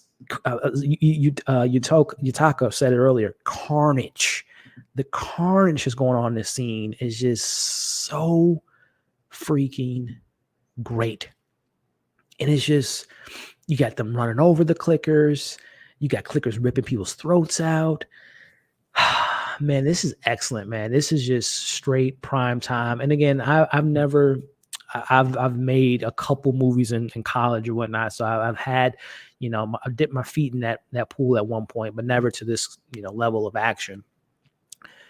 I think we sometimes underappreciate action sequences when they're executed perfectly, because we've seen it all, right? It's 2023. A lot of us in this community have seen movies and shows. We talk about The Walking Dead. We've seen this stuff. And I think someone even said that they spoiled me with the zombies. Right. So, I mean, we've seen a lot of stuff like that. But we can't ignore just how well executed that scene is, man.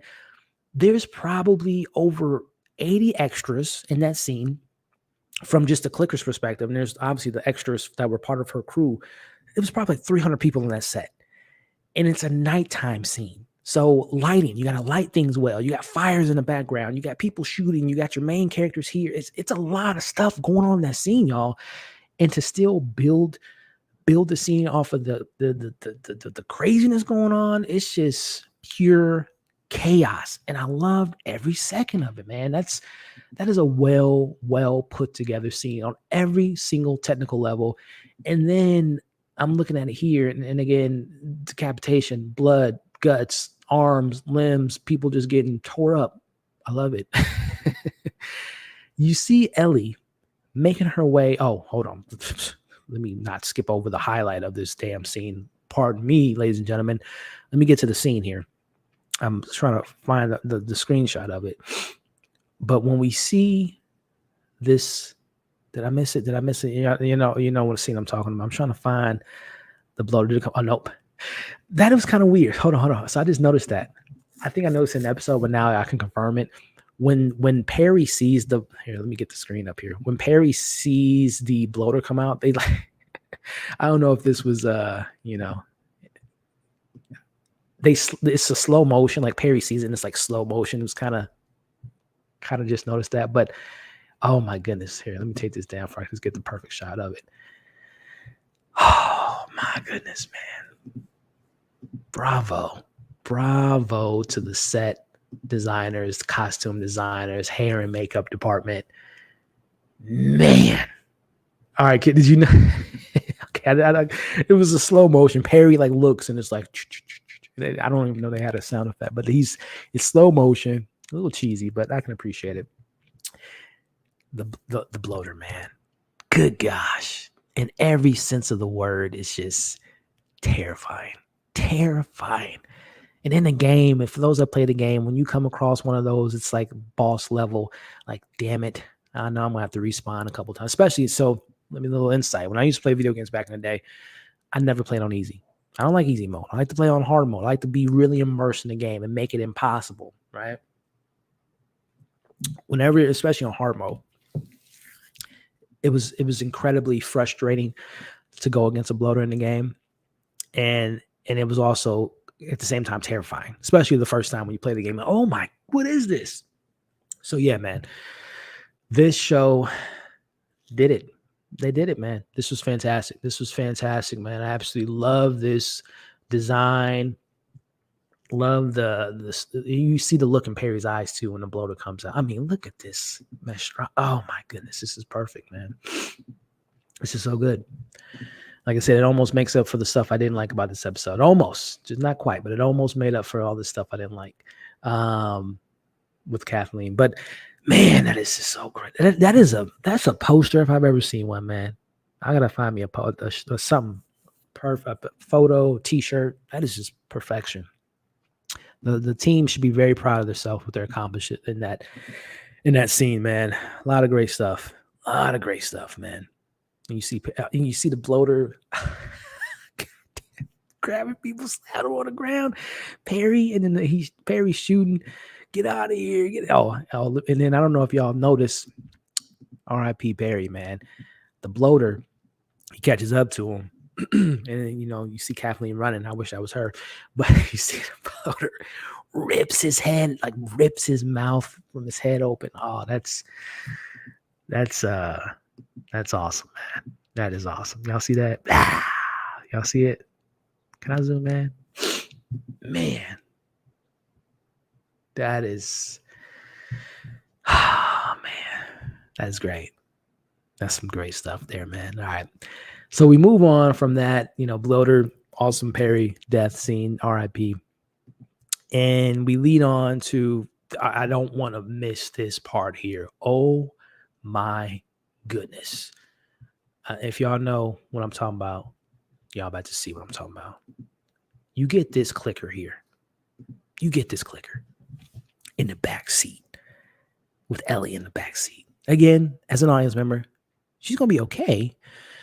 but I don't know if she's gonna be okay right now. She might get, something might happen. So she might not die, but she might be, just trauma for sure.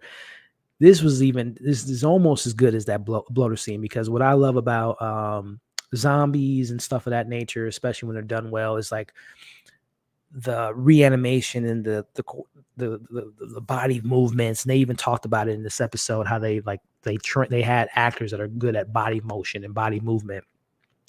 And seeing this clicker, who, like I said, this was a little girl, which makes it even more frightening, man.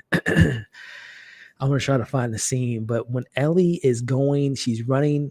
Oh man, hold on. Let me see if I can get a good screenshot of it. And by the way, Joel's seeing this whole time. That little shout out to the little girl, man. I can't get a good frame on it, but you guys saw the episode, you know what I mean. But seeing that zombie and her body was like contorting while she was going over the seats. That's first off, that is terrifying. You're in a car and you got a clicker doing that. Oh man, shout out to Ellie for not freezing in the moment, man, being a deer caught in the headlights. That is terrifying. Oh man. So she manages to get out, but also I'm glad they didn't kill that little girl clicker, because she does the final blow to our character here in a second. But Ellie makes it out, and you can see Joel's like, oh man, thank goodness. And you would imagine, let me see if I can get the shot over here. This is where unfortunately Sam I think he got bit when they were reaching for them under the car. You can even see it here. Well, not see him getting bit, but you can see how he probably got bit here. I think that's Sam, by the way. In that shot, if I'm not mistaken, a little dark, but I'm pretty sure. Yeah, that's Henry. That might be Henry. I don't know, but you get what I'm saying. I think this is the moment in which they did. Unfortunately, he got bit at that point in the episode. But man, all that's going on, and again, shout out to the production team. There was a lot of on sets. This isn't a one take, so you gotta, all right, cut, and reposition the scene and redo this, redo that. So again, I just think that they executed this to a perfection. Oh, here it is. No, hold on. I think this might be the moment here. I think I might have found the actual frame in which he got bit. And also too, something that I love in this episode, especially in this moment, is you see Ellie and Joel working as a team. When she looks up at Joel and says, I'm going over there, he's like pretty much nods at her, and she does her thing, gets the knife and stabs the clickers. Understanding that's a character moment of acknowledgement of like, we're going to work together. We're going to figure this out. So it just kind of shows you how far they've come. And even in this episode earlier, Joel says to her when they're going to the sewers, he's like, get your gun. And Ellie's like, yeah. She gets the gun out like, yes, you know what I'm saying? So it just, again, small little moments like that, but it just shows you how far they've come and showing you their development as a unit, as a team. So I said earlier that the bloaters, the girl in the car, was probably my favorite moment. I lied. This is my favorite moment in the episode, is the death of Kathleen. Yeah. She's dead. I love that. Favorite part. And I'm gonna bring it up here. This is goodbye to the character. And again, I respect all you all that enjoyed this character, really took in more than I did from the characters. I didn't really think she was written that well, but I love this scene though. I think they wrote that scene pretty well. And that's her final moments, right? Her final moments is a clicker, and a kid clicker, which I don't think is a coincidence, because just previously she said, kids die. Well, a kid just killed you. A zombie, a clicker kid just killed you. So R.I.P., man. So glad that she is no longer part of the show, because I was, as you all noticed, been here from the beginning, I was not a fan of that character. So yeah, man, she just devoured. Oh, that clicker just going in. But wrapping up this episode, ladies and gentlemen, again, I appreciate all you all that's been here since the beginning when we did our watch party. Appreciate y'all that are joining in after the watch party, or just popping in to say what's up and showing some love. I appreciate every single one of y'all. Before we wrap this thing up, just a reminder to, if you haven't, that thumbs up. If you can hit it, if you're enjoying yourself, hey, if you're not, don't worry about it. But if you are, hit that thumbs up. And I'm gonna read some of your comments. So I'm not missing on your comments. I'm gonna read your comments. I just wanted to kind of go through the episode and catch up to your comments after that. And so definitely keep leaving your thoughts in the comments, questions, favorite moments, least favorite moments, all that stuff. So, and also if you all that are watching the replay, if you can do the same, I would appreciate that. But wrapping up this episode, I'm trying to get to the shot here. In my head, I was almost thinking that they were going to maybe do something different from the video game to the show in regards to the handling. Once they were in the hotel room, I knew they were going to probably do it beat for beat as far as the death of Sam. But the reason, the moment I knew that they were going to do it is you see Sam's face here throughout the most of the episode, besides obviously when they were almost dying. He was mostly, smiling and happy and jovial and stuff like that. But when he and especially when he's around Ellie and they're talking about their favorite comic books and their characters, when he wasn't smiling and like taking in the moment that they just survived, that's when I knew, yep. This is it. This is it, y'all. They're talking and he's telling her, why are you not scared, or are you ever scared, or what are you afraid of? And they're going back and forth. She says, I'm scared of scorpions, just trying to lighten the mood a little bit. But then he tells her, I'm trying to find the exact words that he says. I think he says something about when you turn, are you still, let me see what he wrote on there. And I can't stress enough, man, that little kid, and also Bella Ramsey's great in this scene too. Yeah, here it is. Oh, man. When you see this here and you see the little boy, the way he's conveying his fear that he has right now, it says, if you turn into a monster, is it still you inside? Man. And that means so many different things on so many different levels for so many different characters that we've seen kind of turn to monsters. That little kid did such a great job. And then again, going back to Bella, who, in all rights is the veteran actor. She's been doing this a little bit longer than Gavon, who played Sam.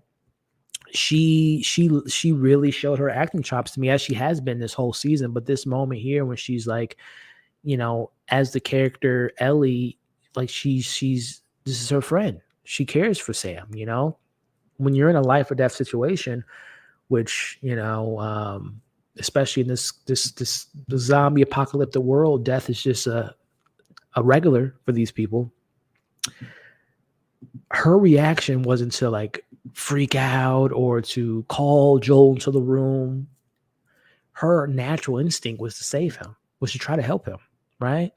She shows him like, look, I've been bitten too. I can help you. And when Ellie tries to, mix, which again, help me for those that played the game, I don't think we get any of this scene here in the game. I literally think in the game, the way it works, from what I remember, a similar situation shakes out. They're able to escape, the carnage of the clickers and the bloaters. But then they go to the hotel and it's like the next morning. So, if I'm not mistaken, Sam didn't tell anyone that he was bitten, like anyone, not even Henry. So when they wake up, he's attacking Ellie, and then obviously it plays out the way we saw in tonight's episode. So that was another added. Again, correct me if I'm wrong. For those that played the game, I just can't remember all the little minute details. But I don't think she tried to save him, because again, in the game, she was scared for her life, as she was in this moment here. But we didn't, like I said, I don't think she did what she's doing in this episode and trying to save him.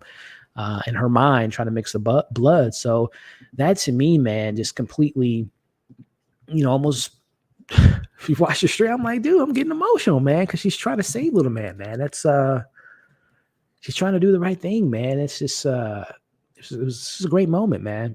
And again, look at this lighting, so great, the silhouette of her doing that and trying to help the little kid. Ah, man, this is great. This is great stuff here, man. Great stuff. So she does that, tries to, and he's, little kid, so great. He's like, that hurt, and hopefully it works. Kids, that's not how that works, Al. But she's trying to help him. And then we get one more kind of final thing from the human side of Sam. She tells him, can you stay awake with me? Oh man. Or writes it down. Man. And she says, 100%, I'm here for you, little buddy. I'm not going anywhere. That sucks, man. That sucks. And I guess the question that I have for you all, if you're Ellie in that situation, are you doing what she's doing and hopeful that what you thinking your blood can help him and going to sleep, not making a bigger situation out of it? Or are you going to Elle, more importantly, going to Henry and letting them know what you just discovered? I'm very curious on how you all feel about that. Are you all, what do you do? What do you do in that situation, y'all? Let me know. But yeah, next morning she wakes up and, she thinks she's talking to little Sam, but he's no longer Sam, man. And like I said, those that played the game, this is literally a shot for shot from the game. Because like I said, the little things I do remember stands out to me. And I remember this scene like it was yesterday. He shoots the gun at Elle or Joel, because obviously that's his brother. And if you're Joel, first thing you're doing is protecting Elle, especially knowing obviously she's the cure. So he's going over there, and Henry, I'm just trying to replay the game, man. I'm going to have to rewatch like the gameplay. But I think it's slightly different because Henry shoots him. And I think in the game, Henry's like almost upset with Ellie and Joel, I think, if I'm not mistaken. But then he does what he does in this scene, which is, takes his own life. I'm just trying to remember. Let me know in the chat for those that played the game if I'm remembering that right, that he almost he wasn't trying to blame them, but he was like upset of the situation that was just at hand. But anyway, in the show, we see it, man. And he shoots his little man, and then he says to himself, "What have I done?" I think I'm pretty confident that's an added layer to the show, which I don't want to say love, because I didn't love this scene, but you know what I mean. I really love the execution of this, and him saying those little things matters, man. And he points the gun at Joel, and he thinks to himself, like, what did I do? What did I do? And at that split second, man, you've been fighting for your brother your whole life since he's been a kid, man. And to have that moment there, man, he just can't, he couldn't face it. He couldn't face to live with the decision. And also added some context to that. Obviously he chose his brother over Michael's life because he told Joel in this episode he's never killed anyone, but, in result of not helping Michael, ended up getting him killed. So he did, indirectly kill Michael for that decision. But then to actually shoot someone, the first time he shot a gun, and it be your brother, that's sad, man. So he does it, and again, for my video gamers, and I'm going to get to the comments here again. I'm not ignoring the comments. I'm just trying to get through the episode and get you guys' thoughts after that. But he takes his own life, and I thought in the video game, after that scene happened, it cuts. And I think we get like a time jump to what we saw in next week's episode in the trailer, that they're going to go to the winter time. So again, they just added a little bit more to the scene and to set the scene. And then also having Ellie, again, this is another moment for her as a character.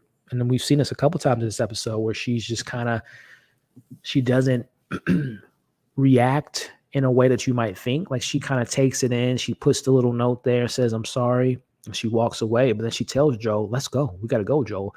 That just shows the maturity and kind of where she's at mentally right now. But then even Joel having that pause and looking at the grave, like, and I'm not, this is my words, but just going off what the director said in the after show, like, Joel in that moment was like, this is not what I want. I don't want to have that same emotional reaction to losing another person, and that being Elle in this situation. So, and again, seeing her being like, "Come on, Elle," or "Come on, Joel, we got to go." Some great stuff, man. Some really, really good stuff. And it's showing, like I said, the maturity of this character, Elle, and it's showing you also going back to what I said earlier about Joel not killing that old man after he was shooting at them, that hesitation. And now acknowledging the death of these kids. Because again, go back to episode 1. Joel was just throwing dead bodies in the flames, like, just everyday life. But slowly and surely, he's now kind of gaining this sense of humanity again. So I don't know, man. It's just some really good stuff there. For me, as character development, the way it's written, the way it was handled, is just some really beautiful stuff, man. I'm trying to get that shot where it's him looking at the. Yeah, here it is. Oh, this is. I can't praise this show enough from a productional standpoint. This is just great. Look at this shot, man. Jesus, that's beautiful. That is beautiful. Joel in that moment, Ellie in the foreground, blurred out. It's great, man. That's great. On this journey to Wyoming, man. What a shot. What a scene. Just that whole setup. Like I said, I think Kevin said it earlier, the last 20 minutes is just, there's nothing perfect in life, but goddamn, that's pretty near perfect in my eyes. So that's my thoughts, guys. Let me get to the chat and see we all at it. Again, I apologize if I've been on this soapbox for this last 20 minutes or so, however long I've been talking, but those are my thoughts, man, on the episode. Let me let me scroll up here and see how y'all were feeling throughout the this rundown here. Would save your brother. I think a lot of us was in that position. Shout out to Justin. Completely random, but to this comment, did you all see the trailer to Fast 10? If you did, where you at? Like it, love it, hate it, excited for it? Let me know. But in the words of Dom Toretto, it's all about family. Let's see.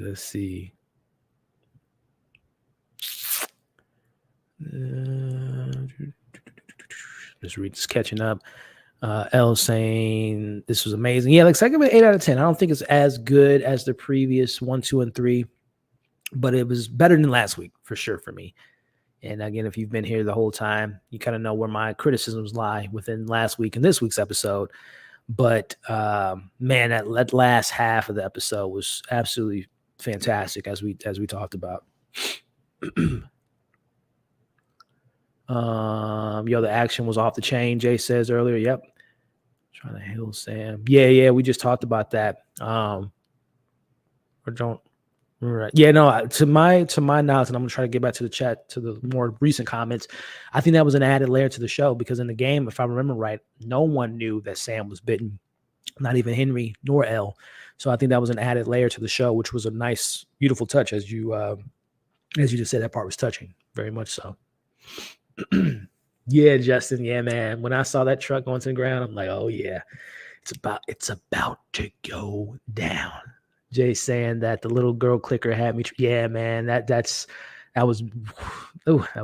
whole scene, as we talked about, was just so well executed, so well done.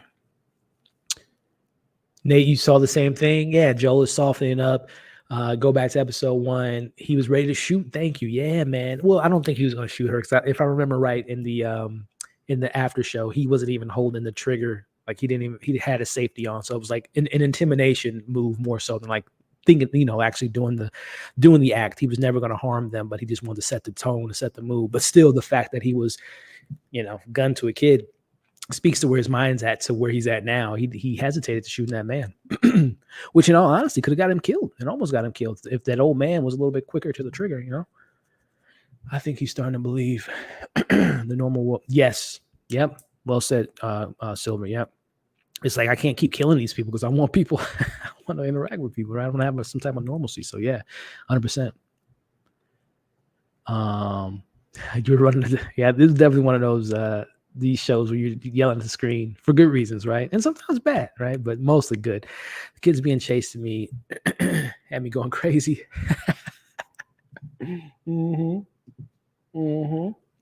Yes, man. Don't ever run in a straight line. That's just, I know there's a lot going on when being chased, but just for a split second, remember, I should probably, switch it up. Yeah. An eye for an eye. Competent like the people.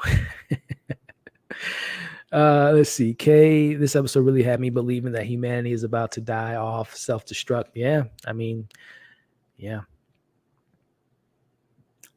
Yeah, you talking about just the sense of the scene and also the look of the clickers, yeah, all that stuff. Again, another HBO production.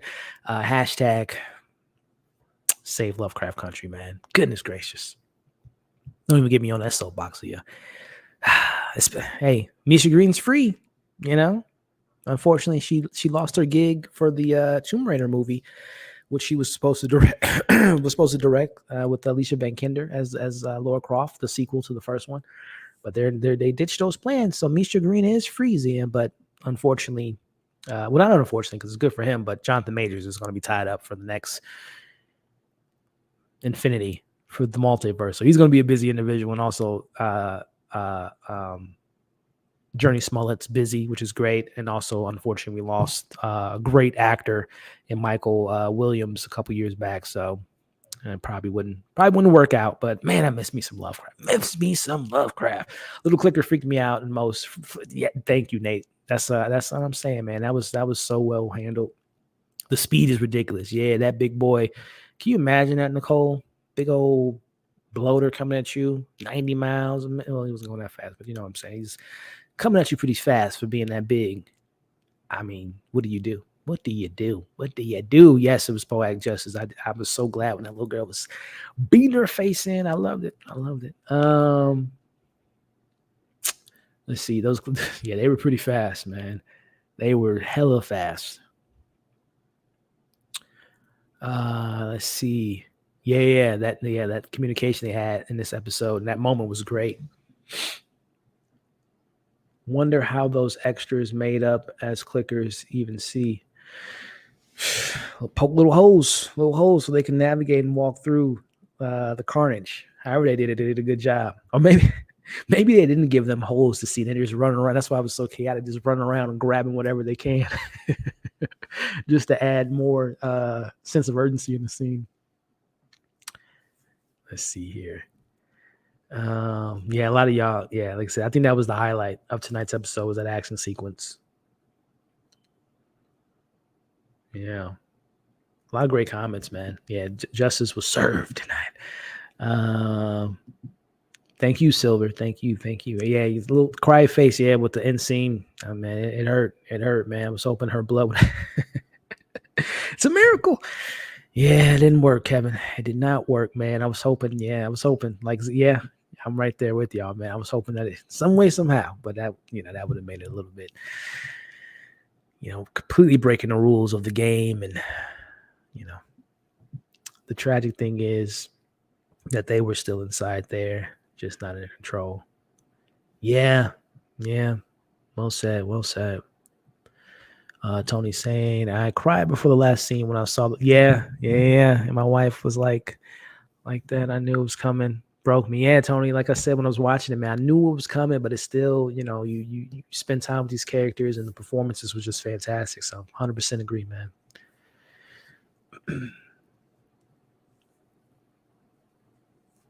Let's see here.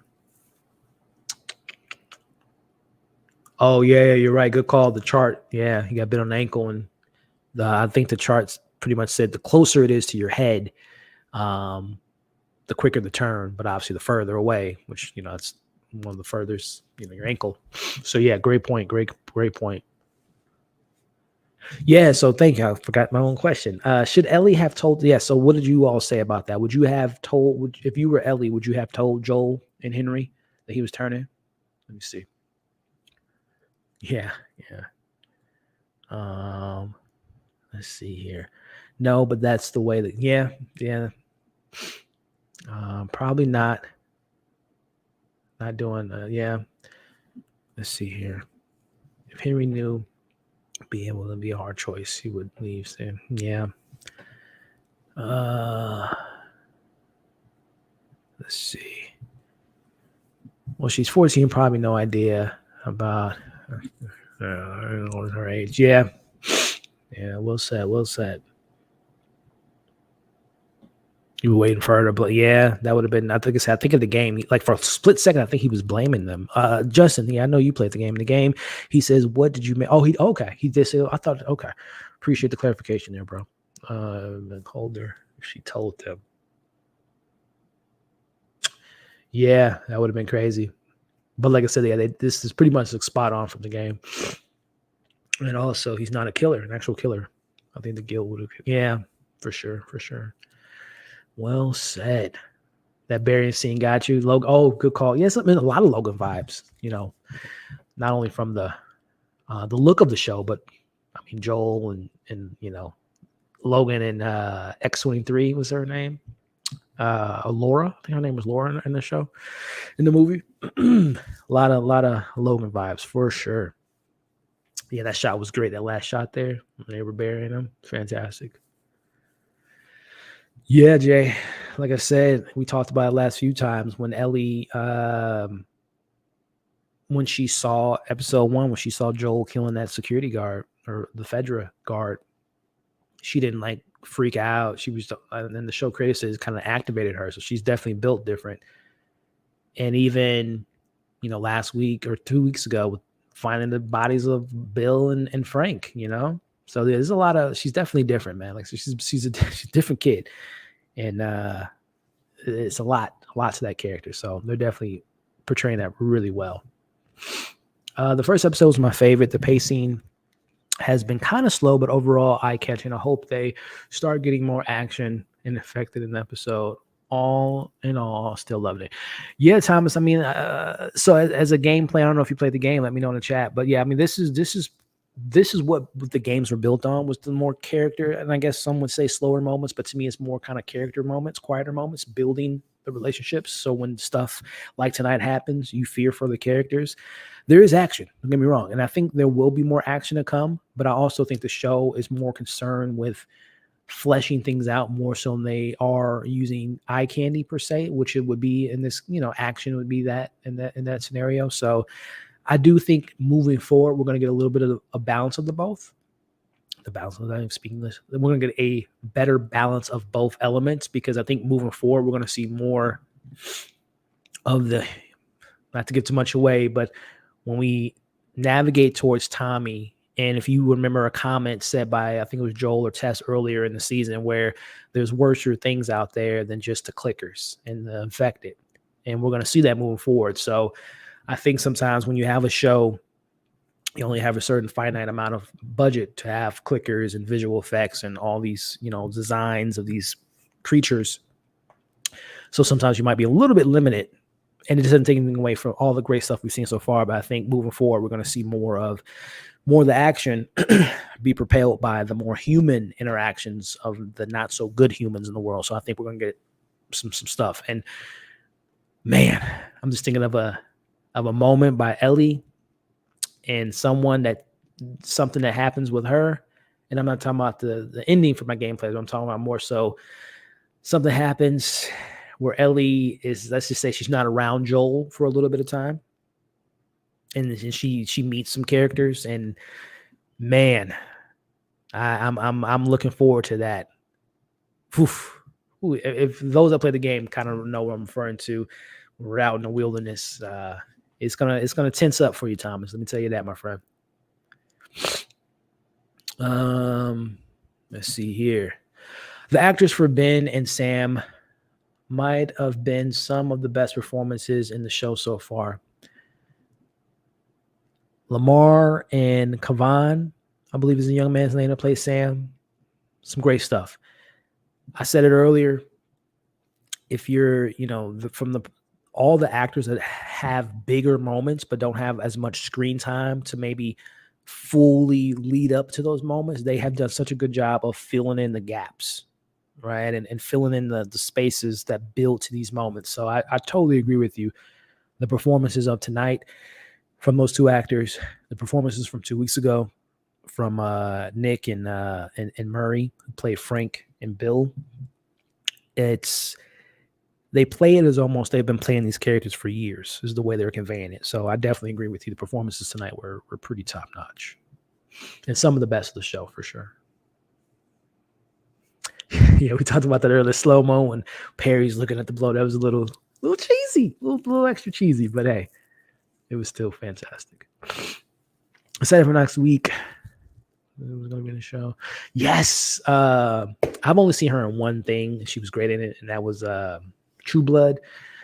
She was great. So yes, I didn't know she was.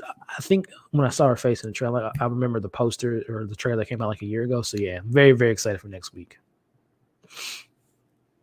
Got you to cry at 3 out of 5. Nice. That's a pretty good. Yeah, you gotta have the tissues, man, when you're watching this show for sure.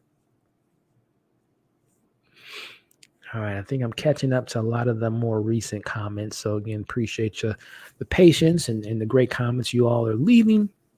We got some award conversations here. The drama, guest actor, actress categories at the upcoming year's Emmys. Hey, I wouldn't be surprised. Let's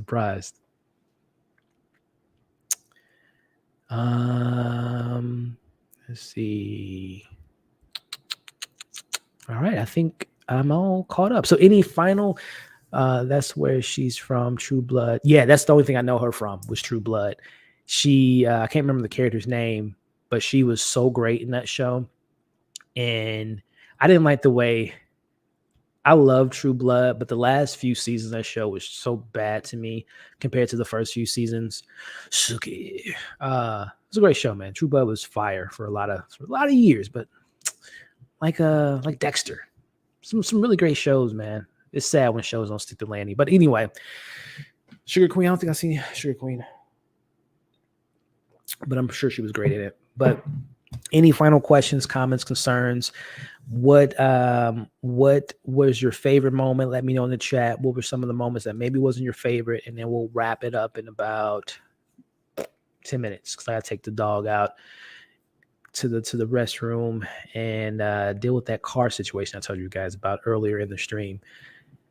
It's so funny. I said that this might not be as long as the other 2 weeks, but it ended up being longer.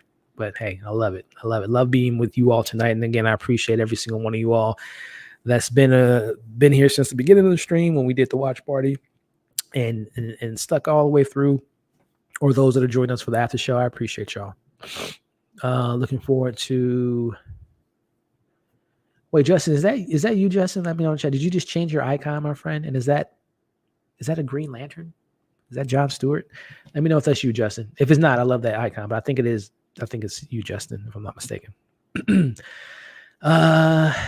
Intro to True Blood is still gold. Yeah, I love this. And True Blood was my show, bro. Like Game of Thrones. Yeah, it had a great intro for sure. That show was just great. I've never gotten to Westworld though. I didn't really like that show. Has some good. I've seen the movies of Westworld, and obviously stuck the landing on the foundation of that show, but I wasn't a fan. I really couldn't get into it. This show does such a good job of making us fall in love with certain. Yeah, well, yeah, totally agree with you, man. Totally agree with you, and that's a testament to writing, directing, and acting.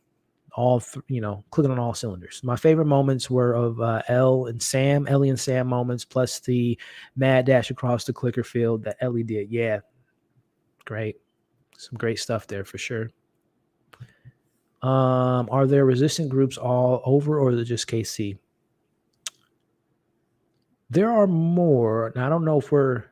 Yeah, there are more, and I'm sure we'll see one or two more. If I'm not mistaken, let me know in the chat in the video game. If I'm not mistaken, there are a couple more resistance groups in the video game. Silver saying, I think they shot a Joel over the graves. Yeah. Those are a great moment too. Good call, Silver.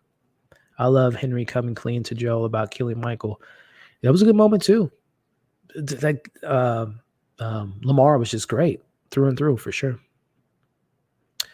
All right. I think, like I said, any more final questions? And also, too, guys, tonight's Friday, Sunday.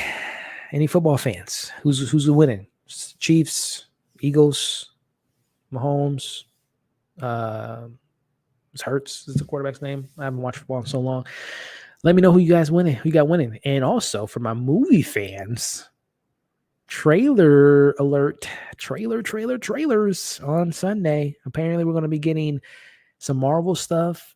I believe they said the Marvels might have their debut premiere during the Super Bowl. I think there's a Guardians trailer. There's an Indiana Jones trailer. There's a Little Mermaid trailer.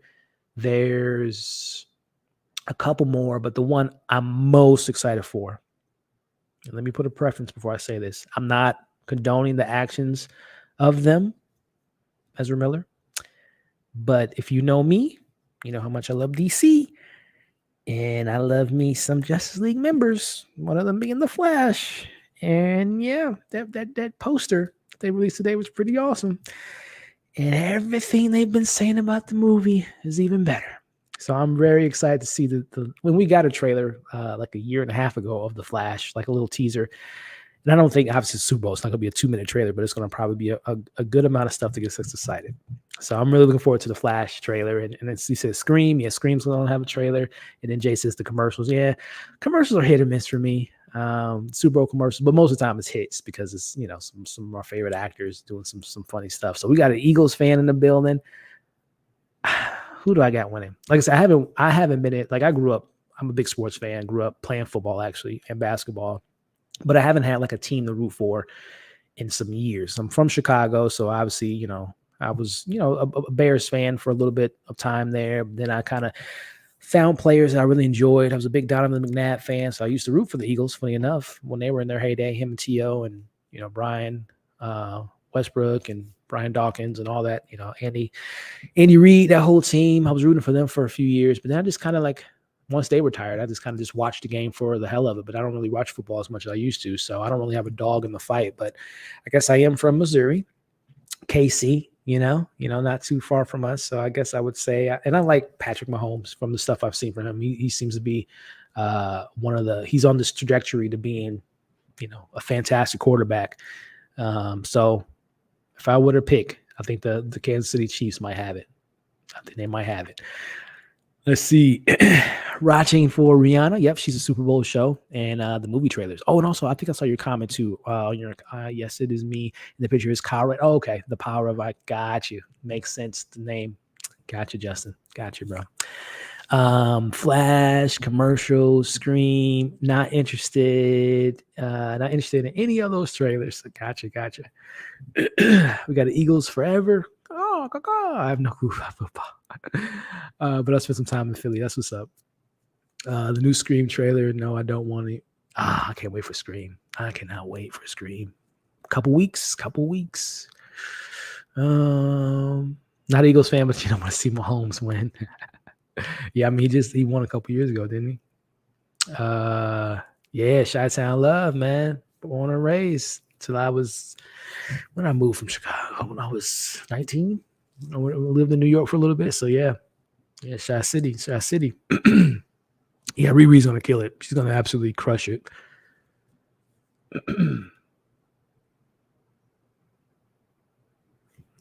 All right. Did the video game have a tier type system of difficult, infected to kill, fight, like clickers? Yeah. No, there was like definitely difficulties with handling different varieties of the infected for sure. It was whenever you came across like the big guy, the bloater, that was something you should be afraid of for sure. E-Trade commercials are my favorite. Rihanna only. Riri. What is she? I guess she's just going to be performing a lot of her older songs because she hasn't done music in a while besides that Black Panther song. So it's going to be a lot of her hits for sure. Fun fact, Scream come out on Mario Day. On Mario Day, what is that? Is that the day Mario came out?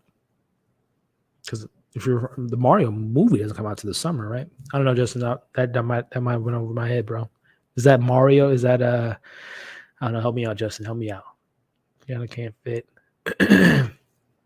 All her hits. She does have a lot of hits. She has a lot of hits. And speaking of hits, this was a hit. That's a weird segue, but no, shout out to y'all, man. This was a lot of fun. 3-hour plus live stream. Thank you all. This got my mind off of, like I said, if you were here at the beginning, coming home to do the stream, I got into a little car situation, and I'm fingers crossed that it's not going to cost me an arm and a leg, and fingers crossed it can be fixed over the weekend because I'm going to need my car.